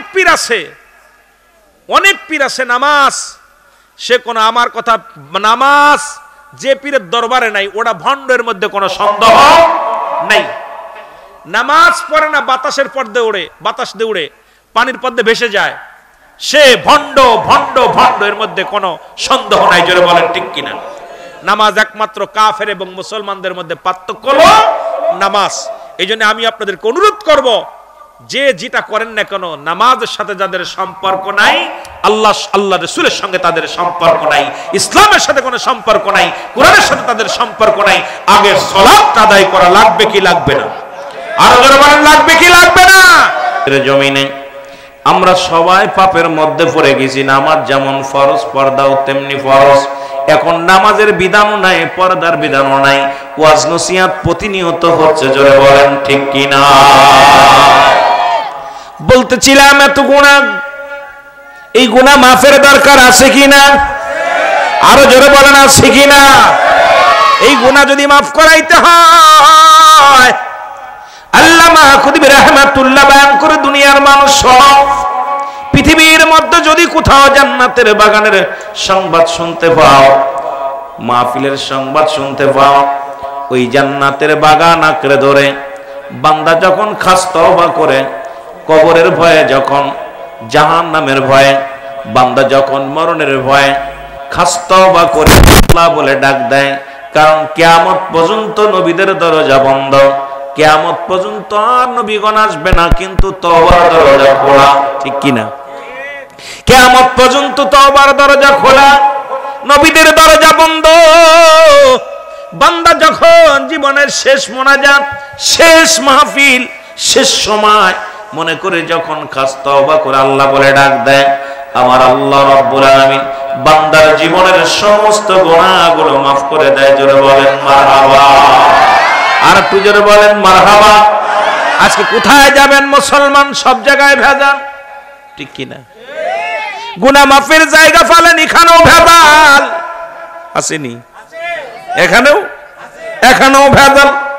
কোরআনুল কারীমের মাহফিল, তাফসীরুল কোরআন মাহফিল, এই কোরআনের মধ্যে মুসলমান আল্লাহ বলেন যালিকাল কিতাবু লা রাইবা ফীহি, জোরে জোরে বলো আল্লাহু আকবার। আল্লাহ বলে কোন সন্দেহ নাই, আসেনি? কথা কয় না, আসেনি? কোন সন্দেহ আছে কোরআনের মধ্যে? জবরের ভুল আছে, জেরের ভুল আছে, নুকতার ভুল আছে, এই কোরআনটার মধ্যেও ভুল ধরেছে। এখন কোরআনটা মানবে কারা? কোরআনের যারা ভুল ধরল। এখন বাংলাদেশে কিছু সংখ্যক আলেম বাইর হয়েছে, তারা বলতেছে কোরআনের মধ্যে ভুল আছে। আল্লাহ বলে এটা ভুল ধরবে না কারা? মুসলমান। সব কিতাবের মধ্যে ভুল থাকতে পারে, কিন্তু কোরআনুল কারীম এটা রব্বুল আলামিন পাঠিয়েছে। জোরে বলেন কার কিতাব? আর জোরে বলেন কার কিতাব? আল্লাহ বলে এটা কাদের জন্য মানবে? যারা হাদাল লিল মুত্তাকিন, একমাত্র হেদায়েত প্রাপ্ত বান্দাদের জন্য আল কোরআন, এই বিধান আল্লাহ রাব্বুল আলামিন পাঠাইছে একমাত্র হেদায়েত প্রাপ্ত বান্দাদের জন্য। আজকে অসংখ্য মানুষ কোরআন বোঝে কিন্তু মানতে রাজি নয়। জোরে বলেন ঠিক কিনা? জোরে জোরে চিল্লায় বলেন ঠিক কিনা? আমার ভাইরা, আমার বন্ধুরা, আমার এই কোরআনের মধ্যে মুসলমান শুনে নাও, যে কথা বলতেছিলাম, এই কোরআনটার মধ্যে ছোট্ট একটা সূরা আমি দেখলাম, কয়েকটা দিন শুরু হয়ে গেছে। কোরআনের মধ্যে ছোট্ট একটা সূরা আমি পড়লাম, যে সূরা ইখলাস। কারণ বাংলাদেশের মানুষ সরল প্রাণ মানুষ, আমি এই জন্যে ছোট্ট একটা সূরা দিয়ে আলোচনা শুরু করেছি। আমার আল্লাহ বলেন, একটু আমার সাথে পড়েন, বিসমিল্লাহির রাহমানির রাহিম। কুল হুয়াল্লাহু আহাদ, আল্লাহুস সামাদ, লাম ইয়ালিদ ওয়া লাম ইউলাদ ওয়া লাম ইয়াকুল লাহু কুফুয়ান আহাদ। আমি যে জন্য বললাম আয়াতটা আমি ছোট্ট একটা সূরা দিয়ে শুরু করেছিলাম মুসলমান, আজকে বলতেছে কোরআনের মধ্যে সর্বোচ্চ ইহুদি নাসারা খ্রিস্টানদের সঙ্গে হাত মিলাইয়া বর্তমান মূর্তি পূজারীরা, বর্তমান চন্দ্র পূজারীরা, বর্তমান মুসলমান মানুষ পূজারীরা শুরু করেছে। তারা বলে কোরআনের মধ্যে ছোট্ট একটা সূরা, সূরা ইখলাস, সেটা হলো ভুল। কারণ আল্লাহ বলে, হাবিব আপনি জানায় দেন আমি আল্লাহ এক। আল্লাহ কয়জন?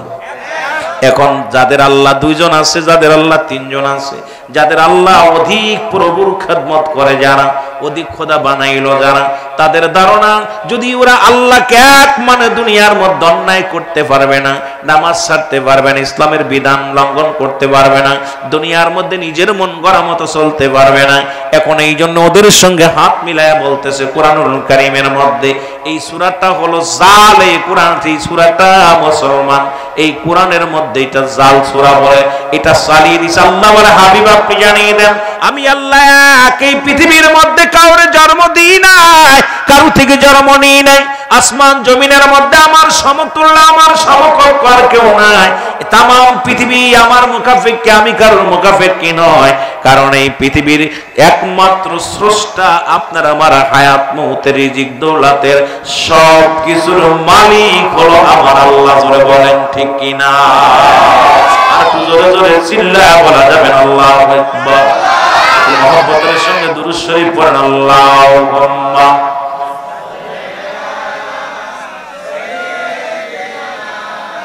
মাওলানা মুহাম্মদ ওয়ালা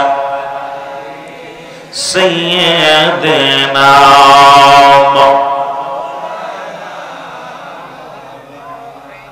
আরো জোরে বলেন আল্লাহুম্মা সাল্লি আলা মাওলানা মুহাম্মদ ওয়ালা সাইয়্যিদিনা। এই দুনিয়ার মুসলমান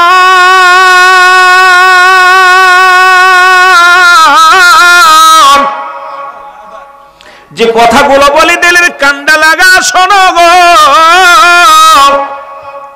ইসলামের বিধান যারা মানলো, দুনিয়ার সব কিছু যারা ছেড়ে দিল, শুধু ইসলাম মানার কারণে ঘর দরজার বাড়ি ছেড়ে দিল, জীবনের মায়া ছেড়ে দিল, তাদের মধ্যে একজনের কথা না বললেই নাই। ও মুসলমান, রাসূলুল্লাহ ঘোষণা করে দিলেন, আমার নবীজি ডাক দিয়ে বললেন কথাটা বোঝানোর জন্য, নবীকে কেমন ভালোবাসতো, ইসলামকে কেমন ভালোবাসতো, ইসলামের বিধানকে কেমনে ভালোবাসতো, মুসলমান শুনে নাও। আমার রাসূলের জামানায় রাসূল আলোচনা করতেছিলেন, এই জিনা ব্যভিচারের আলোচনা গুলো হচ্ছে, কোনটা হারাম কোনটা হালাল বিষয় নিয়ে আমার নবীজি আলোচনা করতেছেন। এমন মুসলমান, ওই যে বললাম বেগানা নারীর চেহারা দেখা হারাম, বেগানা পুরুষের চেহারা দেখা হারাম। নবীর একজন যুবক সাহাবী ছিল, আজকে যুব সমাজের উদ্যোগে আজকে তাফসীরুল কোরআন মাহফিল, যেহেতু আমি আপনাদেরকে নিয়ে আলোচনা করব, কোরআন হাদিস থেকে আলোচনা হবে, আস্তে আস্তে আমরা আলোচনার দিকে আগাইব। যুবক সাহাবী রাসূলুল্লাহ সাহাবী হযরত সালামা রাদিয়াল্লাহু তাআলা, জোরে জোরে চিল্লায়া বলা যাবে না মারহাবা। রাসূল বললেন বেগারে নারী দেখা হারাম, যেটা তোমার জন্য বৈধ অন্যর জন্য বৈধ নয়। রাসূল বললেন, বলা পর মুসলমান এই সাহাবী রাসূলুল্লাহর পিছে সালাত আদায় করে, 5 ওয়াক্ত নামাজ জামাতের সঙ্গে আদায় করে, কারণ রাসূলুল্লাহর কাছে 4টা জিনিস প্রিয় ছিল। নাম্বার 1 হলো রাসূলুল্লাহর কাছে 1 নাম্বার ছিল নামাজ। আজকে মুসলমানদের ভিতরে 1 নাম্বার আমাদের পছন্দ হওয়া দরকার নামাজ। রাসূলকে ভালোবাসেন কে কে একটু হাত তোলেন, আমিন বলেন। যদিও আমাদের পরিচালক সাহেব বলছে লিল্লাহি তাকবীর, লিল্লাহি তাকবীর এবং নারায়ে তাকবীর দুটো একই অর্থ। নারায়ে তাকবীর উচ্চ আওয়াজ আল্লাহর জন্য তাকবীর দাও, লিল্লাহি তাকবীর আল্লাহর জন্য তাকবীর দাও, দুইটা তাকবীর অর্থ এক, কিন্তু আমাদের না বুঝার কারণে অনেকে বলবো এটা দিল না কেন, ভেজাল। এখন এই ভেজাল এখন আমাদের ভিতরে যেভাবে বাজছে, কথা বুঝেননি। যদিও আজকে এই সমাধানগুলো করার জন্য আমরা উলামায়ে কেরাম যদি একটু ঐক্য হইতাম, আমার মন বলে 24 ঘন্টা লাগে সমাধান হইলে ইনশাআল্লাহ ইসলামের পতাকা ফতপত করে আকাশ উড়বে, জোরে বলেন ঠিক কিনা। কিন্তু ওই যে একটা কথা আমার মনে পড়ে গেল, নবীজি বলছে বাল্লুহা খেলাফ, এই দুনিয়াটা পচা দুর্গন্ধময়ী, মানুষের চরিত্র হলো কুকুরের চরিত্র। কুকুর যেমন দুনিয়ার মধ্যে সম্পদ পাইলে, আপনার মরি পাইলে যেমন খুশি হয়, শেষ জামানার মানুষগুলো এই পৃথিবীর মধ্যে সম্পদ পাইলে বেশি খুশি হবে, ঠিক কিনা। আমরা এখন বিক্রি হয়ে গেছি টাকার কাছে। আমার ভাইরা, আমার বন্ধুরা, আমার কথাগুলো দিল দিয়া শোনেন।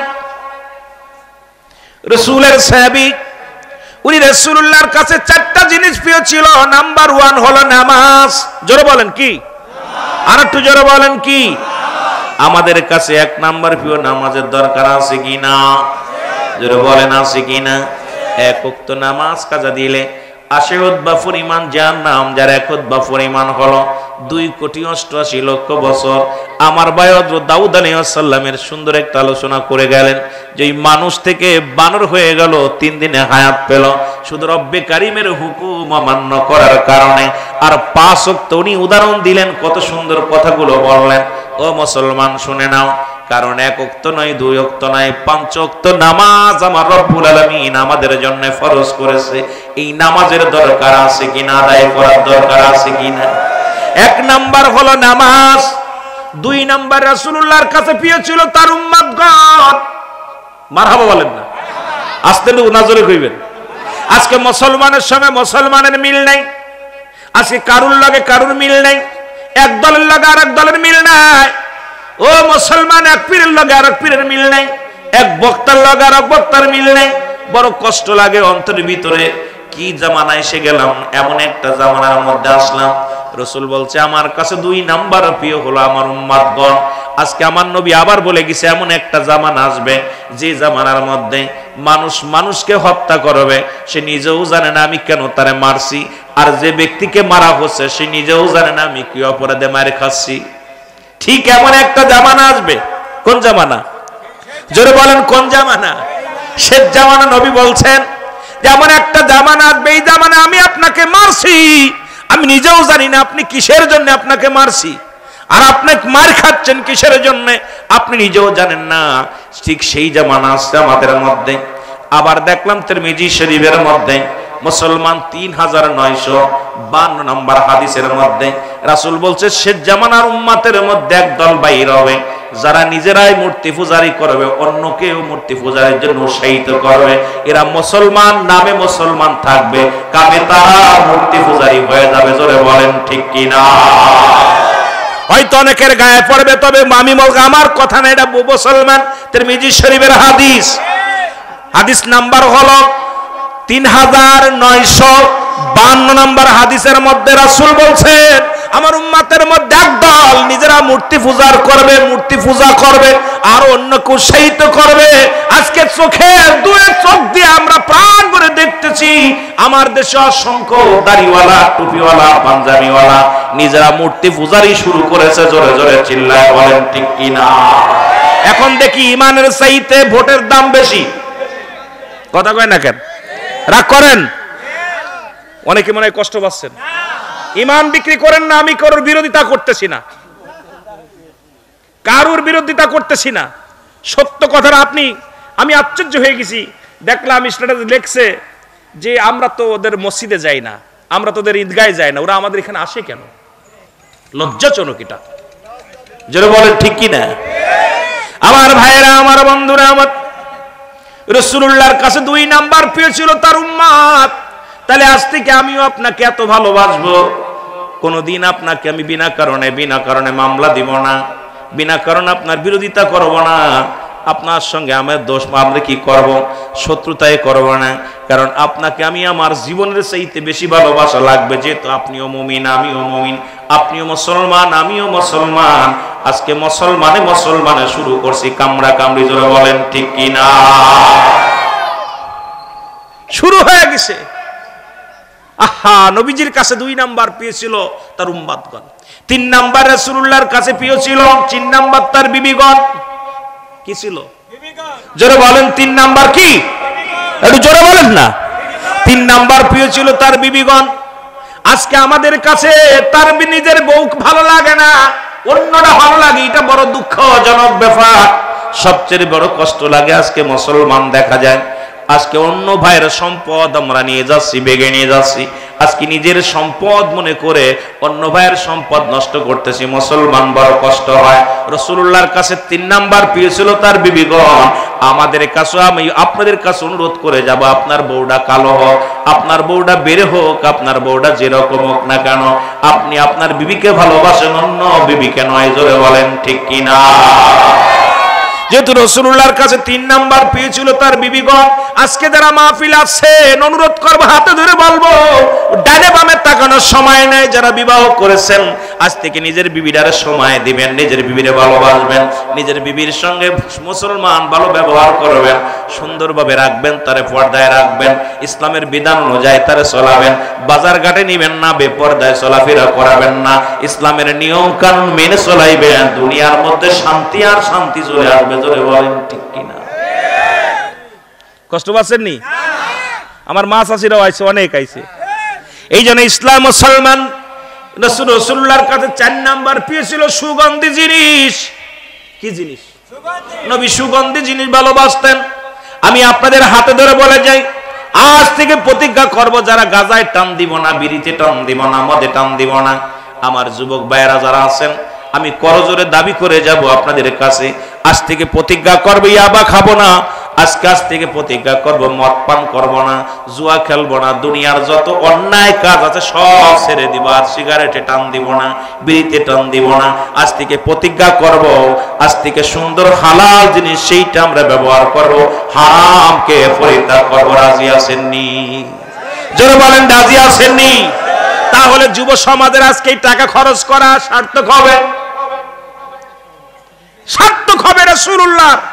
আজকে রাসূলের মহব্বতে, ইসলামের মহব্বতে, কোরআনের মহব্বতে যে মাহফিলটা দিছে, যুবকদেরও সার্থক হবে, আপনারাও এখানে যারা আসেন সার্থক হবে। যেটা বলেন ঠিক কিনা? হযরত সালাবা রাদিয়াল্লাহু তাআলা, আমি বলতেছিলাম যে কথাগুলো, উনি যখন নামাজ আদায় করে, নামাজ সালাত আদায় করে যাইতেছিল, হঠাৎ করে একজনের বাড়ির সামনে দিয়ে যাইতেছিল, হঠাৎ মুসলমান একটা মেয়ে ভিতরে গোসল করতেছিল, আর বাতাস আসিয়া পর্দাটা সরে গেছে, সালাবার নজর চলে গেছে ওই পর্দাসার মেয়েটার দিকে চলে গেছে। দেখা পর এক নজর দেখে ফেলছে, দেখা পর উনি তওবা করে, যাহারে আমি কি পাপ করলাম, আমি কি অন্যায় করলাম, আমার রাসূল যদি জানতে পারে আমি নবীর সাহাবী হইয়া আজকে বেগানা নারীর চেহারা দেখে ফেললাম, আমার রাসূল যদি জানতে পারে, আমার আল্লাহ যদি জিবরিলের মাধ্যমে জানায়া দেয় আমার নবীরে, আরে আমি মুসলমান হয়ে কেমনে এত বড় অন্যায় করলাম, আমি বেগানা নারী চেহারা দেখে ফেললাম, আমি তো মুসলমান হয়ে এত বড় অন্যায় কাজ করলাম। সঙ্গে সঙ্গে বলে, না না, আমি রাসূলুল্লাহর সামনে আর যাব না। আমার রাসূল যদি জানতে পারে, আমার রাসূল যদি জানতে পারে কষ্ট পাবে রে, যেহেতু আমার নবীজি পর্দার বিধানের ওয়াজ করেছে, পর্দার বিধান নিয়ে আলোচনা করেছে, আমিও শুনেছি, সুতরাং এখন আমি কি করব? আমার মারা যারা আলোচনা শুনতেছেন তারাও খেয়াল করবেন, বাবারা যারা আছেন সবাই খেয়াল করবেন, সবাই খেয়াল করবেন আমার বাবারা। এবার সালামান রাসূলুল্লাহর পিছে চলে গেলেন, না নামাজ না পড়ে উনি বন জঙ্গলের দিকে রওনা হয়ে গেলেন। কিছুদিন অতিবাহিত হয়ে গেল, মুসলমান জিবরিল আমিন এসে বলে, ইয়া রাসূলুল্লাহ, ইয়া হাবিবাল্লাহ, আপনার প্রিয় সাহাবী, যুবক সাহাবী সালাবা আজ কতদিন হলো আপনার পাশে নামাজ পড়তে আসে না, আদায় করতে আসে না, হুজুর তার দিকে একটু লক্ষ্য করেন। আমার রাসূলুল্লাহ কি করলেন? সালাম ফিরাইয়া বললেন, আমার সাহাবীরা রে, তোমরা কেউ কি বলতে পারো আমার সালাবার খবর বলতে পারো? তোমরা কি আমার যুবক সাহাবীর খবরটা জানো? সাহাবীরা বলে, হুজুর আমরা কেউ তো বলতে পারি না, কয়েকটা দিন দেখি আপনার প্রিয় সাহাবী আসে না, নামাজে আসে না, কারণ প্রতি ওয়াক্ত নামাজে 5 ওয়াক্ত সালাত উনি জামাতের সঙ্গে আদায় করত, কিন্তু আজ কয়েকটা দিন পার হয়ে গেল, তাকে তো আর খোঁজ পাই না, খবর পাই না। আমার নবীজি বলেন, খবর নাও, কোথায় আমার আবু বকর, কোথায় আমার ওমর, কোথায় আমার ওসমান, কোথায় আমার আলী, তাড়াতাড়ি আয়, আমার সালাবার খবর নাও।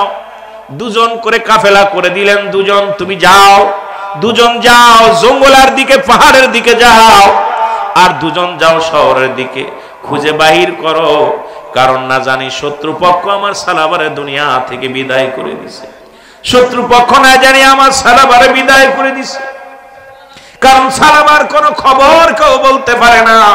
খবর নাও, খবর নেওয়ার জন্য রওনা হয়ে গেলেন, কোথাও পায় না, পাইতে পাইতে হযরত আবু বকর সিদ্দিক রাদিয়াল্লাহু তাআলা আনহু উনি খবর পাইলেন এই পাহাড়ি অঞ্চলে একজন যুবক, তরতাজা একজন যুবক আছে। এই যুবকটা কান্দনগত সাহাবী, শুধু কান্দে, চোখের পানি ফেলায় ফেলায় কান্দে। আমার ভাইরা, আমার বন্ধুরা, আমরা পাপ করলে তো হাসি, আর এমন একটা ডিজিটাল বাংলাদেশে বাস করতেছি, এখন যে যত অন্যায় করে তার অত ডিমান্ড বাড়ে, যে যত পাপের রাজ্যে ভরে গেছে সেই বড় ক্যাডার হয়। এই বাংলাদেশে এমন একটা অবস্থান দাঁড়িয়েছে, ইসলামের আইন নাই, কোরআনের আইন নাই, যার যার মন মতো চলা শুরু করেছে। আমার রাসূল কয় এমন একটা জামানা আসবে, ওই জামানা বয়ান করাবে আল্লাহ নবী। আল্লাহ কয় অমিনান নাস, মানুষের মধ্যে মায়াকুল, তারা বলবে আমান্না, তারা ঈমান আনছে, বিল্লাহি, আল্লাহর প্রতি, বিল্লাহি মিলান কিনা কিনাতের প্রতি বিশ্বাস স্থাপন করেছে, ওমা হুম বিমুমিনিন।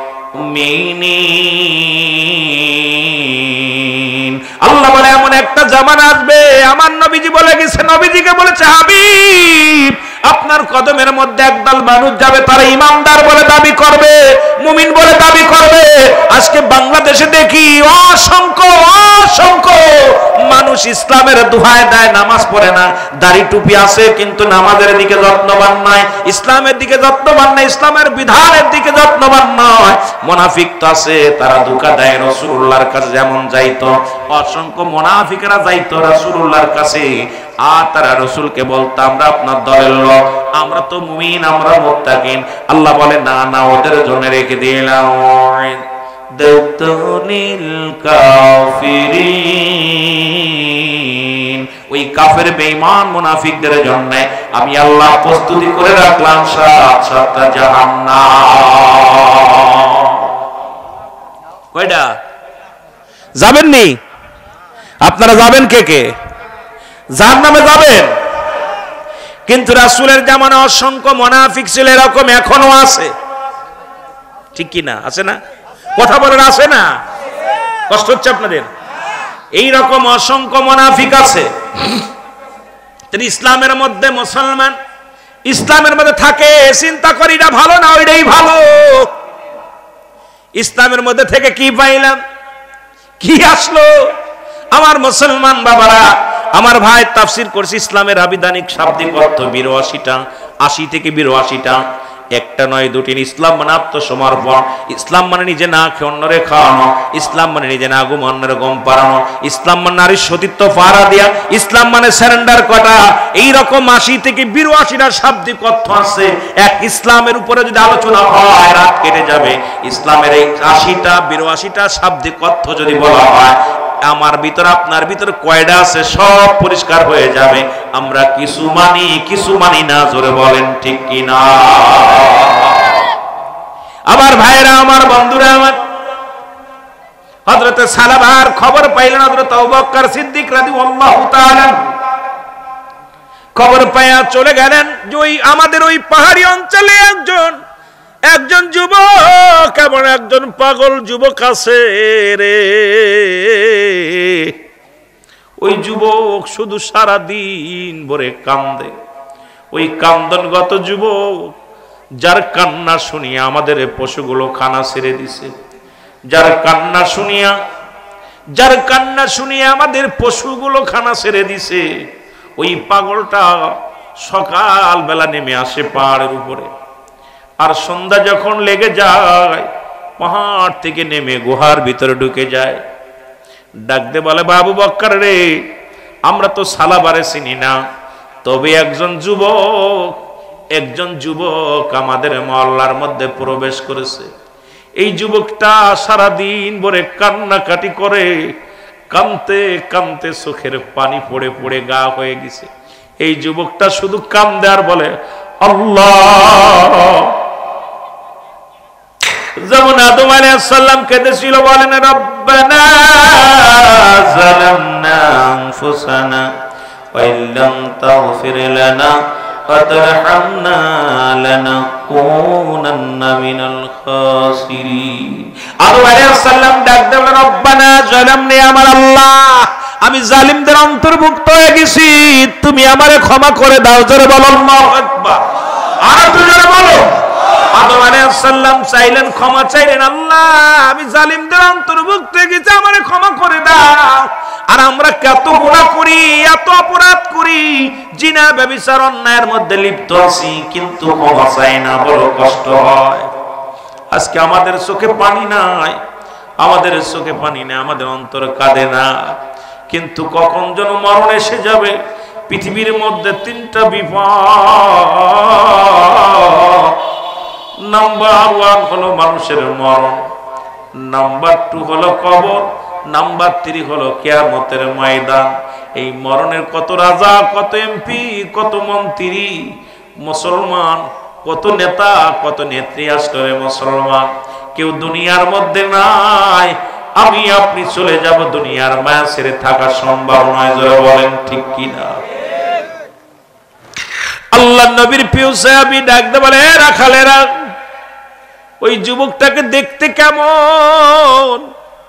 বলে লম্বা করে যুবকটা, একদম 20 বছর, 18-20 বছরের যুবক, কিন্তু কান্না করতে করতে কঙ্কাল হয়ে গেছে দেহখানা। শুধু কান্দার বলে, আল্লাহ আমারে তুমি মাফ করে দাও, আমারে তুমি ক্ষমা করে দাও। চোখের পানিগুলো ফেলায় ফেলায় কান্দে।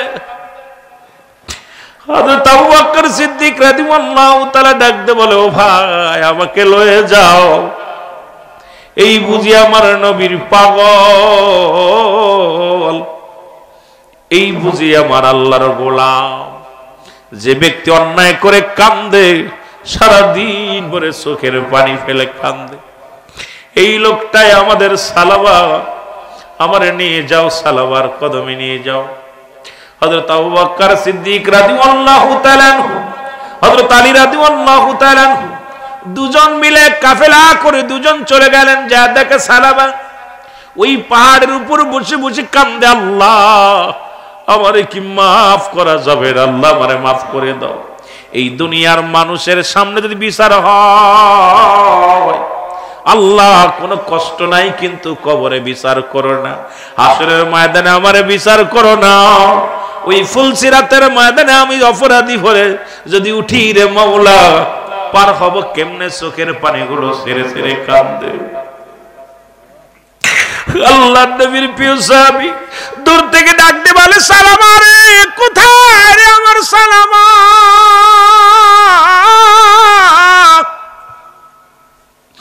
সালামা যখন দেখতে পারলেন হযরত আবু বকর সিদ্দিক রাদিয়াল্লাহু তাআলা আনহু, হযরত আলী রাদিয়াল্লাহু তাআলা আনহু, দুজনকে দেখে সালাম দিলেন, আসসালামু আলাইকুম বালি,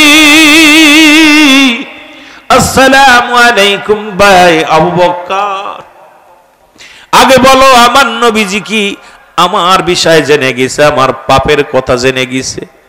ওরে জিবরিল আমিন কে আমার নবীরে জানাইছে আমার নবী কি পাপের কথা জেনে গেছে? আরে আমি সালাবা কি আমার নবীর সামনে কেমনে মুখ দেখাবো? আমি সালাবা আমার রাসূলুল্লাহর সামনে আমি কেমনে যে দাঁড়াইব? আরে আমি ইসলামের মধ্যে কলঙ্কিত, আজকে বড় কষ্ট হয়। আমি কথাগুলো বলতেছি, আপনারা খেয়াল করবেন বাবারা আমার। আজকে চারিদিকে জিনা, ব্যভিচার, চারিদিকে অন্যায়, অপরাধ, জুলুম, আজকে বিচার নাই। আজকে সমাজের মধ্যে পাপ রাজ্যে ভরে গেছে। জাহিলা জামানা, অন্ধকার জামানা পড়েছি ইতিহাসে, আমরা এখন দেখতে পাই তার সেই তুদ্য জগতে চলে গেছে।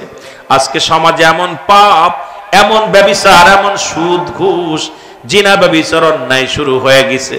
আমরা যে ঈমান নিয়ে কবরে যেতে পারবো, আমি ভয় পাই আল্লাহ রব্বুল আলামিন যদি আমাদেরকে ক্ষমা না করে, জাহান্নাম ছাড়া কোনো গতি নাই। জোরে বলেন ঠিক কিনা? আমার জীবন, আমার মন, আমার জিন্দেগি কবুল করো ওহে মাওলা আমার বন্দেগি। বলেন কবুল করো ওহে মাওলা আমার বন্দেগি। বলো আমার জীবন, আমার মন, আমার জীবন, আমার মরণ, আমার জিন্দেগি কবুল করো ওহে আল্লাহ আমার বন্দেগি। বন্দেগি বলো কবুল করো ও হে আল্লাহ আমার বন্দেগি লা ইলাহা।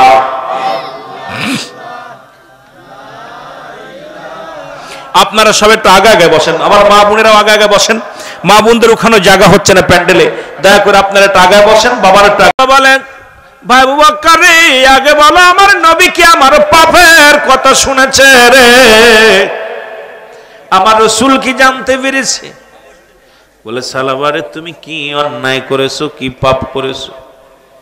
বলে আমি আমার চক্ষু দিয়া বেগানা নারী গোসল করা অবস্থা দেখে ফেলেছি।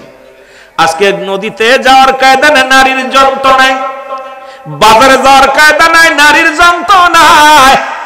যদিও আমার মা বোনেরা আজকে শোনেন গো, আজকে সমাজের মধ্যে মা বোনেরা যদি জানতো বাংলাদেশের জাতীয় পাখি দোয়েল, ও যদি জানতো মর্যাদা, জীবনেও কোনোদিন ময়লার উপরে পড়তো না। আজকে আমার মা বোনেরা তাদের মর্যাদা জানে না। তারা যে নবীদের মা, তারা যে আলেমদের মা, তারা যে হাফেজ সাহেবের মা, কারি সাহেবের মা, ইমাম সাহেবের মা। আজকে মা গো, আজকে কেমনে তোমরা ঘর ছেড়ে দিয়ে রাস্তায় নামলা? আজকে তোমরা ঘর দরজা ছেড়ে দিয়ে বাজার ধরলা। আরে কোন জামানা আইলাম?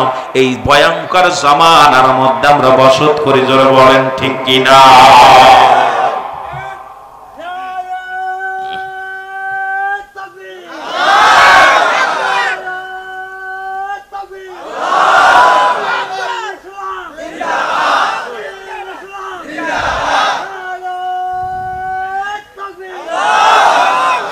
এ মুসলমান গভীর মনোযোগ।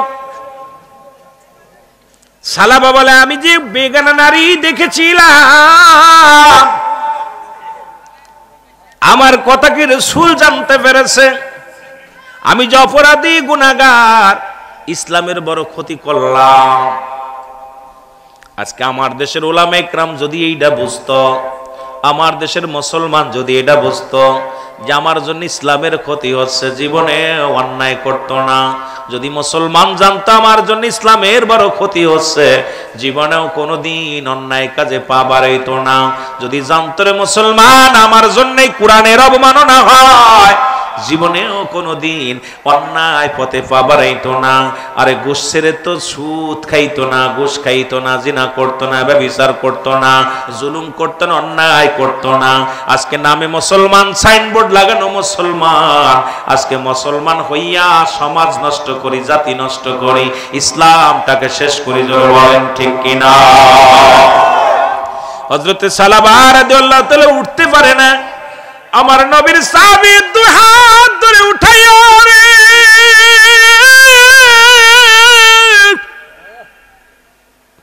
হাত দুটি ধরে রাসূলুল্লাহর কদমের মধ্যে নিয়ে গেছে গো। আমার নবী সালাবার দিকে বলে, সালাবা রে তুমি কোথায় গিয়েছিলে এতদিন? কোথায় তুমি গিয়েছিলা? সালাবা বলে, ইয়া রাসূলুল্লাহ, ইয়া হাবিবাল্লাহ, নবী গো, নবী গো, আমি জানতে চাই আমার পাপের বিষয় আপনারা কি কিছু জানতে পেরেছেন? ইয়া রাসূলুল্লাহ, ইয়া হাবিবাল্লাহ। আমার নবী বলে, সালাবারে কি হয়েছে বলো? বলো হুজুর, আমি নামাজ শেষ করে যখন রাস্তা দিয়ে যাইতেছিলাম, জোহরের সালাত আদায় করে যখন আপনার পিছন দিকে নামাজ শেষ করে বাড়ির দিকে যাইতেছিলাম, যাবার পথে একটা বাড়ির পর দিয়ে যাইতেছিলাম, হঠাৎ ওই বাড়ির পর্দার কাপড় সরে যায়, ভিতরে এক মেয়ে ছেলে গোসল করতেছিল।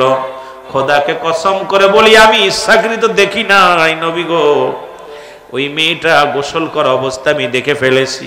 ইয়া রাসূলুল্লাহ, ইয়া হাবিবাল্লাহ, আমি পাপের ভয়েতে আমি সালাবা আপনার কদমের মধ্যে আসি না, ওই পাপের ভয়েতে আমি রব্বে কারিমের দরবারে কান্দি। আমার নবী কয়, সালাবারে না, তোমার বিষয় কিছু জিবরিল আমিন আমারে জানাই নাই, আল্লাহ রাব্বুল আলামিন জিবরিল মাধ্যমে আমারে কিছু জানাই নাই। আমার নবী বলে, সালাবারে তা তুমি তওবা করে নাও। সালাবা তওবা করে আমার সাথে করেন, আস্তাগফিরুল্লাহ রাব্বি মিন কুল্লি যামবি আতুবু ইলাইহি লা ইলাহা ইল্লাল্লাহু মুহাম্মাদুর রাসূলুল্লাহ। জোরে জোরে সিল্লা বলেন সাল্লাল্লাহু আলাইহি ওয়াসাল্লাম।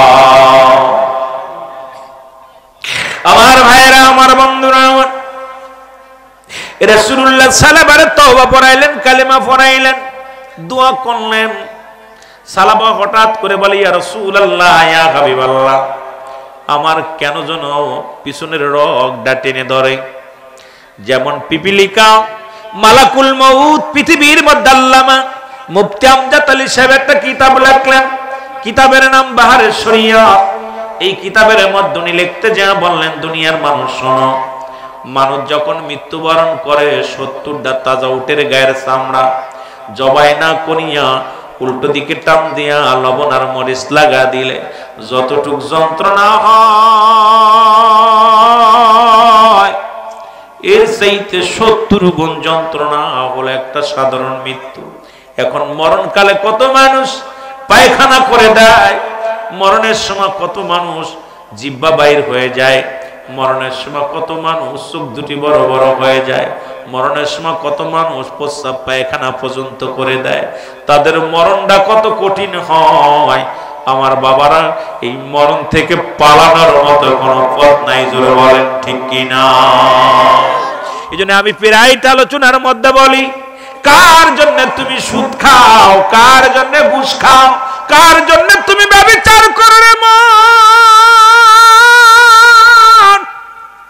এই ক্ষমতার জন্য কত লাখ জমিনের মধ্যে ফেলে দিলা, এই বাড়ি গাড়ি সম্পদের জন্য কতই না জুলুম করলাম। এই দুনিয়ার সম্পদ খাবে লোকে, তোমার দেহ খাবে পোকে, জোরে বলেন ঠিক কিনা? তোমার দেহ কানা খাবে পোকামাকড়ে, তোমার সম্পদ খাবে লোকজনে, খাবে বাগাবাগি করে নিবে। এই কার জন্য তুমি সম্পদ করেছো, কার জন্য বাড়ি করেছো, কার জন্য দুনিয়ার সম্পদ কামাইলা, কার জন্য দুনিয়ার মধ্যে টাকা বাড়ি করলা, কার জন্য কার ময়ে পয়রা বিবিকে খুশি রাখার জন্য অফিসে বয়া সুদ খাইলা, মুসলমান সন্তান আদিকে মানুষ করার জন্য ঘুষ নিলা। আরে মুসলমান, আরে দুনিয়ার মধ্যে শুধু বর্তমান এমনই একটা জামানা আছে, এখন মসজিদের চাকরি নিতে গেলেও ঘুষ লাগে। এই যে 500 কয়টা ডিজিটাল মসজিদ হলো, এই মসজিদের ইমাম যখন নিয়োগ দেওয়া হলো, কত হাজার হাজার আলেমরা ও মুসলমান 50,000, 30,000, 40,000 টাকা নিয়ে, 10 লাখ, 5 লাখ টাকা নিয়ে যখন শুনতে পেরেছিল যে এই মসজিদগুলো সরকারি বেতন দেওয়া হবে, ভাতা দেওয়া হবে, আমার দেশে অসংখ্য ওলামা একরাম এই টাকা বাণিজ্য করিয়াও ইমামতি নিছে রে মুসলমান। কোথায় কার পিছে দৌড়াইতেছি আমরা, কার পিছে দৌড়াইতেছি? চক্ষু দুইটা বন্ধ করে দেখেন, চারিদিক অন্ধকার, এই দুনিয়ার মোহে পড়ে গেছি সবাই, জোরে বলেন ঠিক কিনা? আশ্চর্য হয়ে গেছে, আমার এক বন্ধু চাকরি নিছে 3.5 লাখ টাকা দিয়ে, কথা বুঝেন? আশ্চর্য হয়ে গেলাম, কোথায়? শুনছিল যে সরকার বেতন দিবে, একটা পেনশন আছে, ভাতা দিব। আমরা ওলামা একরাম লোভ ছাড়তে পারি না।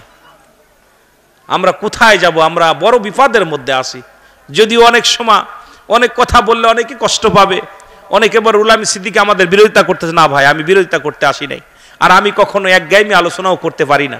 আমার কথা সর্বজনীন কথা বলবো, হেদায়েতের মালিক আল্লাহ। পৃথিবীর মধ্যে হেদায়েতের মালিক কোনো পীর সাহেব নয়, হেদায়েতের মালিক কোনো মৌলবী নয়, হেদায়েতের মালিক কোনো আমির সাহেব নয়, হেদায়েতের মালিক পৃথিবীর মধ্যে কোনো মাওলানা সাহেব নয়, হেদায়েতের মালিক স্বয়ং আল্লাহ। জোরে বলেন ঠিক কিনা? হেদায়েতের মালিক যদি আল্লাহ না হতো, তাহলে আপনার আমার রাসূল যদি হেদায়েতের মালিক হতো, তাহলে আবু জেহেলের কপালেও কালেমা যুক্ত, ঠিক কিনা? কথা বলেন না কেন? এখন হেদায়েতের চাবিকাঠি আমরা নিয়ে নিছি হাতে, কথা বুঝেননি? হেদায়েতের মাপকাঠি সব আমাদের হাতে। চিন্তা করছি আমরাই বুঝি মাপকাঠি নিয়ে নিছি। আরে ভাই, এগুলো ভণ্ডামি ছাড়েন, সাধারণ মানুষকে ধোঁকা দিয়েন না, জোরে বলেন ঠিক কিনা? আরে দুর্নীতির ওই জাকরায় বসে জাহির করে জ্ঞান, কলম দিয়া কামায় টাকা, আবার ধরে সাধুর ভান ওরা শিক্ষিত শয়তান ওরা, শিক্ষিত শয়তান ওরা। আরো জোরে বলেন, ওরা শিক্ষিত শয়তান ওরা, শিক্ষিত। ওরা হলো জাতির নাকি মহামারী মহাতন, ফাইলে কলম ঠেকাইয়া চালায় ওরা নির্যাতন। ঘুষের টাকায় ওদের ভুঁড়ি, ঘুষের টাকায় ওদের ভুঁড়ি করে যে টান টান ওরা, শিক্ষিত শয়তান ওরা। আরো জোরে বলেন, ওরা শিক্ষিত। আবার স্কুল কলেজের দিকটা ভাই দেখো না চুপ মেলিয়া, মেয়েরা সব বই ছাড়িয়া আছে শুধু প্রেম লইয়া, ঠিক কিনা কথা কয় না? স্কুল কলেজের দিকটা ভাই দেখো না চোখ মেলিয়া, ছেলেরা সব বই ছাড়িয়া আছে শুধু প্রেম লইয়া। আর এই অস্ত্র যে তার সঙ্গের সাথী হইতেছে মস্তান ওরা, শিক্ষিত। 5 আগস্টের পর এই কুষ্টিয়াতে মাহফিল করতে গেলাম, আপনার এই পাশে আপনার সিরাজগঞ্জ। দেখলাম ছাত্রদের হাতে যেভাবে অস্ত্র, যেভাবে লাঠি, আমি আশ্চর্য হয়ে গেছি। কোথায় তাদের হাতে থাকার দরকার ছিল কলম খাতা বই, তাদের হাতে আপনার এখন লেবার বল, গুলি, বড় বড় আমদা, আদের রাস্তার পথে ওফেন হাঁটতেছে। আশ্চর্য হয়ে গেলাম এগুলো দেখা পর। আজকে সমাজ জাতি সব শেষ, যেটা বলেন ঠিক কিনা? আমার ভাইরা, আমার বন্ধুরা, আমার রাসূলুল্লাহর কদমে ডাক দিয়ে বলেন, নবী গো, ও মার নবী। আমার মন বলে আমি আর বেশিক্ষণ দুনিয়ার মধ্যে থাকবো না। ইয়া রাসূলুল্লাহ, ইয়া হাবিবাল্লাহ, নবী গো, আমার পিছনের রগের গোড় দিয়া মনে হয় পিপিলিকার মতো কি যেন বেয়ে বেয়ে চলে। আমার রাসূল বলে, সালামা রে, আর সময় বেশি নয়, তোমার পাশে আজরাইল আলাইহিস সালাম হাজির হয়ে গেছে। জোরে জোরে চিল্লায়া বলা যাবে আল্লাহু আকবার। কথা বলতে বলতে রাসূলুল্লাহ কালেমা পড়াইলেন। সাহাবীদের সামনে হযরত সালামার মৃত্যুবরণ হয়ে গেল। আল্লাহু আকবার বলেন। এত ভাবে, এত পরিমাণ কেঁদেছিল পাপের ভয়, এত পরিমাণ কেঁদেছিল অন্যায় করার কারণে। এ দুনিয়ার মুসলমান কাঁদতে কাঁদতে দুনিয়া থেকে বিদায় হয়ে গেল। রাসূলুল্লাহ বলেন, সাহাবীরা রে, আমার সালাবারে গোসল করাও। গোসল করানো হলো, কাফনের কাপড় পরানো হলো, দাফন করাবে। রাসূলুল্লাহ ইমামতি করবে, আমার নবী নামাজ আদায় করবেন। মুসলমান গভীর মনোযোগ। হযরত আবু বকর সিদ্দিক রাদিয়াল্লাহু তাআলা সাহাবীদেরকে নিয়ে ওই সাহাবীর লাশখানা কাঁধে করে রওনা হয়ে গেলেন। রাসূলুল্লাহ পিছে পড়ে আসেন, নবীজিকে বলে, ইয়া রাসূলুল্লাহ, আপনি আসেন। আমার নবী কয়, সাহাবীরে, আমি আইব কেমনে? কারণ এত পরিমাণ আসমান থেকে ফেরেশতারা জমিনের মধ্যে আগমন করেছে। কারণ আমার সালাবার জানাজায় অসংখ্য ফেরেশতারা জমিনের মধ্যে আগমন করেছে। জোরে বলেন মারহাবা। আর একটু জোরে। জিবরিল আমিন এসে বলে, ইয়া রাসূলুল্লাহ, ইয়া হাবিবাল্লাহ, আপনার সালাবার জন্য একটা নয়, দুটি নয়, রব্বুল আলামিন 8টা জান্নাত, একটা নয়, দুটি নয়, নবী গো, 8টা জান্নাত আপনার সালাবার জন্য প্রস্তুতি করে রাখছে। কারণ আপনার সালাব এত বড়, আপনাকে এত ভালোবাসে, ইসলামটাকে এত ভালোবাসে। ইয়া রাসূলুল্লাহ, ইয়া হাবিবাল্লাহ, একটা মনের অজান্তে ভুল করে জীবনটারে কুরবানি করে দিছে, কিন্তু দুনিয়ার কোনো মায়ায় পড়ে নাই, দুনিয়ার কোনো লোভ লালসার মধ্যে পড়ে নাই। ও যুবক, ইহা দ্বারা প্রমাণ হয় জিনা ব্যভিচার তো দূরের কথা, মুসলমান ওই বেগানা নারী দেখার কারণে যদি আল্লাহর নবীর সাহাবীরা এভাবে কাঁদতে পারে, আমাদের কি সেই ইসলামের মধ্যে থাকার দরকার আছে কি না? ইসলামটা মানতেছি, কিন্তু কিছু মানি, কিছু মানি না। আবার নবীর সাহাবীরা কেমন ভালোবাসা ছিল মুসলমান, শুনে নেন। এই দোয়ার অনুষ্ঠান, দোয়ার আগে একটু দয়া করে আপনাদের কাছে হাত বাড়াবো। যদি কেউ পারেন একটু দিয়ে যাবেন। যে ভাই কখন কার জন্য জীবনের শেষ মাহফিল, কার জীবনের শেষ রাত, কার জীবনের শেষ সময় কেউ তো বলতে পারি না। যেহেতু আজকের মাহফিলে শরীক হয়ে যাবেন, যারা আছে সে দয়া করে দিবেন, যার নাই তার কাছে কোনো দাবি নাই। কোনো দরদি বান্দা আছেন 1-2 হাজার টাকা দেওয়ার মতো? থাকলে একটু দিবেন, একটু জিকির করেন লা ইলাহা। ভিতরে যাবে নাকি নাকি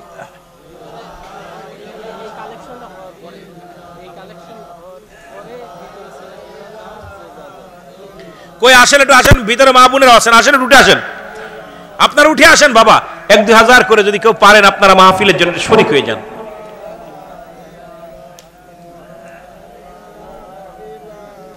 কেউ কে দেওয়ার মতো নাই আব্বা? দেওয়ার জায়গা আছে, আপনারা জানেন। দেওয়ায় জেলখানায় নেয় হাসপাতাল, 2টা জায়গা আছে, সুন্দর 2টা জায়গা আছে দেওয়ার জন্য। আল্লাহকে দেওয়া, আল্লাহ রাসূলকে দেওয়ার জন্য। আপনারা মাহফিলের জন্য আপনাদের কাছে অনুরোধ